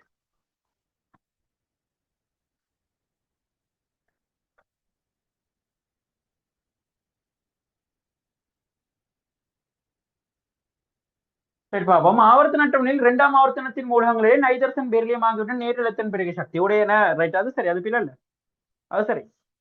அரைவாசிக்கு நிரம்பி ஓடுகளுக்கும் முழுமையாக நிரம்பி ஓடுகளும் ஏனி இலத்தன் நிரம்பிகளை பார்க்க உயர்ந்த உறுதிப்பாட்டினுடையன. அரைவாசி நிரம்பி ஓடுகளும் முழுமையாக நிரம்பி ஓடுகளும் ஏனி இலத்து எடுத்த மட்டும் பார்த்தா சரி, எல்லாத்தையும் பார்த்தா இல்ல. இது சரி. நைட்ரஜன் பெரிலியம் இதெல்லாமே எங்களுக்கு மெக்னீசியம் இந்த மாதிரி இந்த விளிம்பி வாய்க்கள் எல்லாமே இலத்திரன் பெரிய சக்தி வந்து நேர். இங்க அரைவாசிக்கு நிரம்பிய முழுமையான ஓடுகள் நிரம்பி உறுதினு சொன்னா S1 உறுதியா? அயனாக்கட் சக்தி கிராஃப்ல S1 மூலகங்கள் இருக்கிறது முதலாம் அயனாக்கட் சக்தி கிராஃப்ல கீழே. அதாவது குயிக்கா இலத்திறனை எப்படா இழப்பான்னு தான் பாத்துக்கிட்டு இருப்பாங்க. அப்ப S1 நிரம்பல் மட்டும் இந்த தீரையில இருந்து விளங்கும். அப்ப அந்த கூட்டு பிழை ஆகும். அப்ப 3வது ஆன்சர். நிறைய பேர் இதுக்கு 2வது ஆன்சர் நினைப்பாங்க சில நேரம். ஏன் அரைவாசி பொதுவா மைண்ட்ல உள்ள விஷயம் தானே, தோற்றதானே. அப்ப கொஞ்சம் எக்ஸாம்ல கவனம் பாருங்க. கள்ளத்தனத்தை பிடிக்கிறாங்க, சோம்பேறித்தனத்தை பிடிக்கிறாங்க. இந்த மாதிரி இடங்கள்ல என்னன்னா S1 உறுதி வந்து குறவுன்னு உங்களுக்கு தெரியும், கட்டாயமா தெரியும். கிராஃப் வரைஞ்சிருப்பீங்க, அயனாக சக்தி படிச்சிருப்பீங்க. ஆனா அதுக்கு யோசிக்க மாட்டீங்க. நீங்க எப்படி யோசிப்பீங்க? அரைவாசி நிரம்பல் பொதுவா உபசக்தி மட்டத்தில் அரைவாசி நிரம்பல் உறுதி, முழு நிரம்பல் உறுதி இப்படி படிச்சிருப்பீங்க தானே. ஆனா S1 அரைவாசி நிரம்பல் உறுதி என்னது இல்லங்கிறது விளங்கிருக்கும். நம்ம இதெல்லாம் எழுதிருக்கோம் டியூப்ல, எடுத்து பாருங்க. S1 நிரம்பல் அரைவாசி நிரம்பலா இருந்தாலும் உறுதியற்றது. அப்ப இங்க S1 நிரம்பல் காரணமா இந்த கூற்றுப்பில 3வது ஆன்சர். எசித்தர்களுக்கும் கிரீன்ஹவுஸ் எதிர்ப்புடைய தாக்கம் கீட்டோன்களை உண்டாக்க முடியாது. ஏன் உண்டாக்க முடியாது? கீட்டோன்களை உண்டாக்க முடியாதுன்னு சொல்றது ரைட். கீட்டோன்களை உண்டாக்க முடியாதுன்னு சொன்னா சரி. கீட்டோன்கள் இடைநிலையில உருவாகும் சொன்னா அதுவும் சரி. விளங்குச்சா? ஏன்னா கீட்டோன் கட்டாயமும் உண்டாகாது. கிரீன்ஹவுஸ் சோதனை பொருளுக்கும் எச்சரிக்கமான தாக்கத்துல கீட்டோன் உண்டாகுது. அல்கோஹால் தான் இறுதி விளைவே அல்கோஹால். அப்படித்தான் அவங்க இப்படித்தானே சொல்லியிருக்கலாம். இறுதி விளைவாக கீட்டோனை உண்டாக்க முடியாதுன்னு சொன்னா ஒரு புள்ள வந்து டக்குன்னு அடிச்சுட்டு போகும். என்ன திருத்தமா? கீட்டோனை இடைநிலையில என்ன செய்யும், அது உண்டாக்கும். ஆனா கீட்டோன் தாக்க வேகம் அப்ப இப்படித்தானே எங்களுக்கு ஒரு எஸ்டர் நல்லா நினைவுச்சுங்க. அந்த பொறிமுறையெல்லாம் நல்லா எழுதி பாத்துங்க. ஒரு எஸ்டரை கிரீனாடோ போட்டா இடைநிலையா கீட்டோன் உருவாகும். ஆனா அந்த கீட்டோனை பிரிக்க இயலாது, தனியா எடுக்க இயலாது. ஏன்னா எஸ்டர் கிரீனாடோட தாக்குற வேகத்தை விட கிரீனாட மிக தானே போடுறீங்க. கீட்டோன் கிரீனாடோட தாக்குற வேகம் ரொம்ப அதிகமானது. யாரு? எஸ்டர் கிரீனாடோட தாக்குறதை விட கீட்டோன் தாக்குறது ரொம்ப வேகமானது. ஏன்னா எஸ்டர்ல உள்ள அந்த கார்பன் டபுள் பாண்ட்ல உள்ள அந்த ஆக்சிஜனுக்கான அந்த பை பாண்ட் வந்து இங்கிட்டு பரிவு நடந்துகிட்டு இருக்கும். ரைட். ஆனா கீட்டோன்ல அப்படி சாப்டர் ஒன்றும் இல்ல. கீட்டோன்ல பிளஸ் வந்து நல்லாவே கூட. விளங்குது என்ன சொல்றேன்னு? எனவே கீட்டோன் எஸ்டர்களை விட கிரீனாடோட வேகமாக தாக்கும். அப்ப கீட்டோன் விளைவானாலும் இடையே வந்தாலும் பிரிச்சு எடுக்க இயலாது. அப்ப உண்டாக்க முடியாது. சரி, கீட்டோன்களை எஸ்டரில் பார்க்க கிரீனாட் விரைவாக சரி. அப்ப 42க்கு எங்களுக்கு வளமே மாதிரி 1வது ஆன்சர். ஏன்னா கீட்டோன் வந்து எஸ்டரோட என்னது யார் எங்களுக்கு எஸ்டரை விட கீட்டோன் கிரீனாடோட வேகமா தாக்கும். சரி. 43 ஒரு வெற்றிடமாக்கிய விரைத்த மூடிய கொள்கலத்தில் 100 பாக சிறப்பாக குறைந்த வெப்பநிலை இங்க பாருங்க. ஒரு வெற்றிடமாக்கிய விரைத்த கொள்கலத்தில் நீர் 100 பாகை சீலம் பார்க்க குறைந்த வெப்பநிலை கொதிக்கின்றது. இல்லை, 100 பாகை சீலத்தின கொதிக்கும் நியம கொதிலை பற்றி வைக்கிறாங்க. வெளியமுகம் குறைவாக இருக்கும்போது திரவத்திலிருந்து ஆவியத்துக்கு நீர் மூலக்கூறுகள் விடுவித்தல் எளிதாகும். அது சரி. வெளியமுகம் குறைவா இருந்தா டக்குன்னு ஆவியாகும். வெளியமுகம் கூடனா ஆவியாகிறது லேட் ஆகும். அப்ப கொதிக்கிறது லேட் ஆகும். இல்லைன்னு சொன்னது. அப்ப 4வது ஆன்சர். இங்க பாருங்க, நான் அடிக்கடி சொல்ற விஷயம் இது. சிலபஸ்ல இருக்குன்னு நாங்க யூனிட் 2ல இருந்து நாங்க டியூட்ல இருந்து எல்லாமே எழுதுறது. H2O, H2S, H2SC ஆகியவற்றின் பிணைப்பு கோணங்கள் இங்க பாருங்க. எப்படி ஞாபகம் வச்சுக்கிறது? இதுல இன்னொரு ஆள் வேணும். H2TE. H2TE பிணைப்பு கோணம் 90, H2SC 92, 91, 90, 91, H2TE 90, H2SC 91, H2S வந்து 92, H2O 103, 104.5 ஆகியவற்றின் பிணைப்பு கோணங்கள் எதுவும் வரிசையில் குறைகின்றன. அது ஓகே, சரி. அப்ப 44வதுல 1வது ஆன்சர் சரி. பாருங்க, பிணைப்பு கோணம் பத்தி கேட்கிறாங்க. H2O, H2S, H2S ஆகிய மத்தியான மின்னழுத்தமே OSSC வரிசையில் குறையும். அது சரி. பருமனம் ரீசன், மின்னழுத்தமே ரீசன். விளங்குச்சா இல்லையா? இப்ப நான் ரொம்ப டீப்பா விளங்கப்படுத்த போகல. மின்னழுத்தன்மை வந்து குறையறனால சரியா அந்த பிணைப்பு சோடி இலத்திரன் மையானோ விட்டு தூரமா போயிடும். மையானோ விட்டு தூரமா போனா பிணைப்பு சோடிகளுக்கான தள்ளிகை குறைஞ்சி பொண்ணு வந்து நெருங்கிடும். கொஞ்சம் புடிச்சுக்க பாருங்க விஷயத்த. எப்படி மின்னழுத்தன்மை குறைஞ்சிக்கிட்டு போகக்குள்ள மையானுவுக்கு பருமனும் அதிகரிக்கக்குள்ள என்ன நடக்குது? மைய அணுவை விட்டு சுற்றல் அணுக்கள் பக்கம் என்ன செய்யுது? இலத்திரன் சோடி பிணைப்பு சோடி இலத்திரன் ஆகுறது. எனவே பிணைப்பு சோடிகளுக்கான தள்ளிகை வந்து குறையறனால பிணைப்பு கோணம் குறையுது. அதான் விஷயம். பாப்போம். 45வது இருக்கு. அப்ப 44வதுக்கு 1வது சரி, 2வது சரி. அப்ப 44க்கு 1வது ஆன்சர் தானே? ஆமா, 1வது ஆன்சர். வளிமண்டல நீராவி பூகோள வெப்பமாதலுக்கு பங்களிப்பு செய்யும். இல்ல, நீராவி ஒரு பச்சை விட்டு வாயு. சரி, நீராவி பச்சை வீட்டு வாயு. ஆனா வளிமண்டல நீராவி என்ன செய்யாது, பூகோள வெப்பமானதுக்கு பங்களிப்பு செய்யாது. அப்ப 4வது ஆன்சர். அப்ப சும்மா எடுத்து வாசி பாத்துங்க. இங்க நான் சொல்ற கேட்டகரி கொஞ்சம் யோசிச்சுங்களேன்.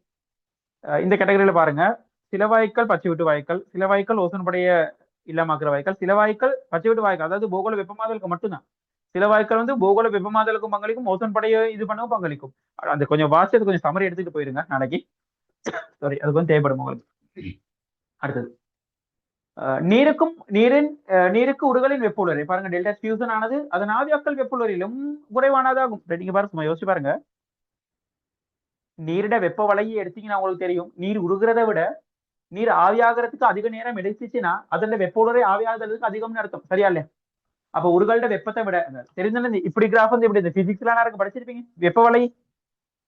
அப்ப உருகலை விட ஆவியாதலோட வெப்ப உலரை அதிகம். காரணம் இப்படி அந்த நேரத்தை வச்சுதான் நம்ம துணிஞ்சோம், கிடைமட்டத்துல வரத நேரம். அப்ப அது சரி.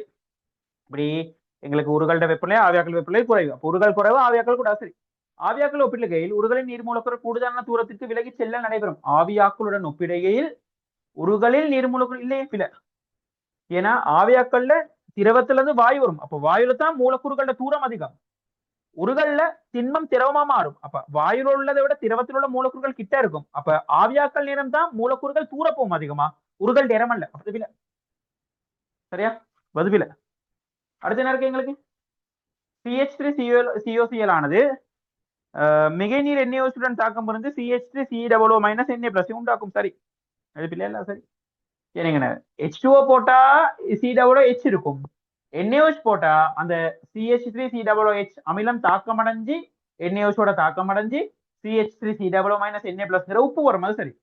நீர் NaOH அமில குளோரைடின் தாக்கத்தின் போது ஒரு நான்முக இடைநிலை கட்டாயம் உண்டாகும். அதை எடுத்து பாருங்க பொறிமுறை. OH- தாக்கி வர இடைநிலை, அதுக்கப்புறம் தானே விலகும் கூட்டம் Cl தொழிற்படும், அந்த பொண்டை ஆக்சிஜன் எடுத்துக்கிறோம். சரியா? முத OH- தாக்கும், பை பொண்ட் அடைக்கும், போயிட்டு கூட்டல் அடையும், நான்முக கூட்டல், திருப்பி அந்த ஆக்சிஜன் பொண்டை கொடுக்கும், Cl வந்து வெளியே போகும். சரியா இல்ல? அதான் அங்க அமைப்பு. ஆனா அதுக்கும் இதுக்கும் சம்பந்தம் இல்லை. 47க்கு எங்களுக்கு 47க்கு வந்து எங்களுக்கு 1வது சரி, 2வது சரி. அப்ப 2வது ஆன்சர். pH 5ல அமில ஆக்சைடு இருக்காரு எங்களுக்கு. செப் ஆக்சைடின் கரைதிறன் pH 10 உள்ள கரைதிறனும் உயர்ந்தது. சரிதானே?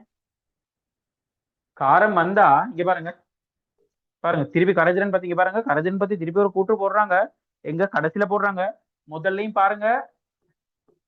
48வது கரைதிறன் கேள்வி ஒண்ணு. சரியா இல்லையா? இங்க பாருங்க, இன்னைக்கு இந்த முறையும் 2025லயும் 48 கரைதிறன் கேள்வி ஒண்ணு, 49 கைத்தொழில் கேள்வி ஒண்ணு, இங்கேயும் 49 கைத்தொழில் கேள்வி ஒண்ணு. சரியா இல்லையா? இங்க 46 மின்ரசாயன கேள்வி ஒண்ணு வந்திருக்கு. எனக்கு தெரியல அப்படி வருமானு சொல்லி. ரைட், இங்க 46 வந்து எங்களுக்கு எனர்ஜெட்டிக்ஸ் கேள்வி ஒண்ணு வந்திருக்கு. இங்க மின்ரசாயனம் கேள்வி ஒண்ணு வரல, ஆனா பிசிக்கல் தான் வருது. சொல்லுங்கதா, இங்க 45 வருது பாருங்க. எங்களுக்கு என்னது என்வைரன்மெண்டல் கேள்வி ஒன்று ஒரு போட்டிருக்காங்க இங்க. ஆனா இங்க எங்களுக்கு எது ஒரு ஆர்கானிக் கேள்வி போட்டிருக்காங்க. ஆனா நான் சொல்றேன், இந்த 48வது கேள்வியோட தொடர்பு சொன்னேன் உங்களுக்கு போட்டிருக்காங்கன்னு சொல்லி. ரைட், கொஞ்சம் கவனமா இருங்க. ஏன்னா இதுல பாப்பா என்வைரன்மெண்டல் கேள்வி எத்தனை இருக்கு. இதுல எங்களுக்கு என்வைரன்மெண்டல் இண்டஸ்ட்ரியல்ல என்வைரன்மெண்டல் கேள்விப்பட்டா ஒண்ணுதான் இருக்கு. இதுல என்வைரன்மெண்டல் கேள்வி இன்னொன்னு போட்டிருக்காங்க, அமில ஊடகத்துல H2O2 ஒன்று தாக்கம் புரியும். அந்த பாருங்க ஒட்சைட் கேள்வி இங்க போட்டிருக்காங்க. அதாவது என்வைரன்மெண்டல் கேள்வி ஒன்று தான் விடுது, விளங்குதால. இங்க பாருங்க ஒட்சைட் திருப்பி கேட்டிருக்காங்க 50வதுக்கு. இது சரி, உங்களுக்கு நான் இதை கொஞ்சம் விளங்கப்படுத்திட்டு வரேன். செப்பு ஹைட்ராக்சைட கரைதிறன் கடைசியா கொஞ்சம் பாருங்க. அந்த கரைதிறன் எடுத்து தயவு செஞ்சு வாசிட்டு போங்க. அப்ப செப்பு ஹைட்ராக்சைடு சொல்லிட்டு என்ன செய்யறாரு, Cu2+ ஆகும், OH- வர்றாரு தானே விஷயம். இப்ப pH 1 5, pH 1 10. pH 10ன்னு சொன்னப்ப OH- கூட, pH 5ன்னு சொன்னா OH- குறைவு. OH- குறைவுனா பிரச்சனை இல்ல, இவர் கரைஞ்சிருப்பாரு இங்கிட்டு. OH- கூடனா இவர் இங்கிட்டு தான் இருப்பாரு. அப்ப pH 10ல கரைதிறன் குறைவு, அவ்வளவுதான் விஷயம். பாருங்க, pH 5ல உள்ள கரைதிறன் பார்க்க pH 10ல் கரைதிறன் எங்களுக்கு உயர்ந்தது. கரைதிறன் pH 10லும் உயர்ந்தது. pH 5ல கரைதிறன் கூட pH 10ல குறைவு தானே சொன்னேன். இவங்க வந்து மாத்தி தந்திருக்காங்க. எப்படி நான் சொன்னது சரி, அவங்க சொன்ன அந்த விதம் என்னன்னா pH 5ல கரைதிறன் கூட தந்திருக்காங்க. நான் முதல் pH 10ல கரைதிறன் குறைவுனே. இன்னொன்னு தானே, அமிலக்கரைசல்கள் OH- நடுநிலையாக்கப்படுகின்றது. அமிலக்கரைசல்களில் OH- நடுநிலையாக்கப்படுகின்றது. ரைட், ஆமா. அமிலம் சேர்க்க சேர்க்க OH- நடுநிலையாக்கப்பட்ட கரைதிறன் அங்கிட்டு கூடிக்கிட்டே இருக்கும். பாருங்க, H+ சேர்த்த அமிலக்கரைசல் அதான் நீங்க கவனிக்கணும். நம்ம சொன்னதானே, இதுல H+ சேர்த்த என்ன நடக்கும், நடுநிலையாக்கப்பட்டு நீர் உருவாகும். அதாவது இது இவரெல்லாம் சொல்றேன், H+ கூட தானே. அப்ப அங்க OH மைனஸ் குறைஞ்சா தாக்கம் இங்கிட்டு நடக்கும். அப்ப கரைதிறன் கூடும் pH 5ல. அதாங்க சிம்பிளா சொல்லியிருக்காங்க. ரைட். அடுத்து சொல்றாங்க 49வது சோடியம் கார்பனேட் கைத்தொழில சொல்வை முறையில அமோனியா பெருக்குதல் கார்பனேட் என்னது கார்பனேட்டிற்கு முன்பாக நடைபெறுகின்றது. அமோனியாவை பெருக்குதல். ரைட். ஆமா, அமோனியாவை சேர்க்கிறது கார்பனேட்டுக்கு முதல் நடக்கணும். ஏன்னா அப்பதான் கார்பனேட் வந்து என்ன செய்யும், கார்பன் டை ஆக்சைடு நீர்த்த கரைதிறன் கொஞ்சம் குறைவுனால அமோனியாவை போட்டா அமோனியா வந்து காரம், கார்பன் டை ஆக்சைடு அமிலம், அமிலக்கார தாக்கம் நடந்து நல்ல கார்பன் டை ஆக்சைடு நீர்ல கரையும். அப்ப சரி, கார்பன் டை ஆக்சைடு அமோனியாவாக்கி அமோனியா பெருக்கி பிறன் கரைசலுக்கு அனுப்பப்படும் போது அமோனியம் கார்பனேட் இல்ல அமோனியம் கார்பனேட் NH4 உருவாகாது. NH3 வந்து தான் அது வந்து என்ன செய்யும், எங்களுக்கு படிஞ்சு அதுக்கப்புறம் தான் வெப்ப கிடைக்கும். அப்ப அது அமோனியம் கார்பன் வராது. அமில ஊடகத்தில் H2O2 ஆனது அதன் தாக்கம் புரியும் இனத்திற்கேற்ப ஒரு ஒட்சிட்டோட தாழ்த்தியா தொழிற்படலாம். சரி, கட்டாயம் சரி. ஒட்சிஜன் வெளிக்காட்டும் ஒட்சியேற்ற நிலைகளில் 0 ஆனது மிகவும் உறுதியானதும் அதிக அளவில் இருப்பதும் ஆகும். இல்ல, ஒட்சிஜன் வெளிக்காற்ற ஒட்சியேற்றம் செய்ய தெரியாட்டி அவ்வளவுதான். ஒட்சிஜன் வெளிக்காற்ற ஒட்சியேற்றன்ல மின்னிதத்தன்மை ஒட்சிஜனுக்கு தான் மூலகங்களே நல்லா கூடனா ஒட்சிஜன் ஒட்சியேற்றன் வந்து பொதுவா -2 தான் பரந்த வீச்சில காணப்படுறது.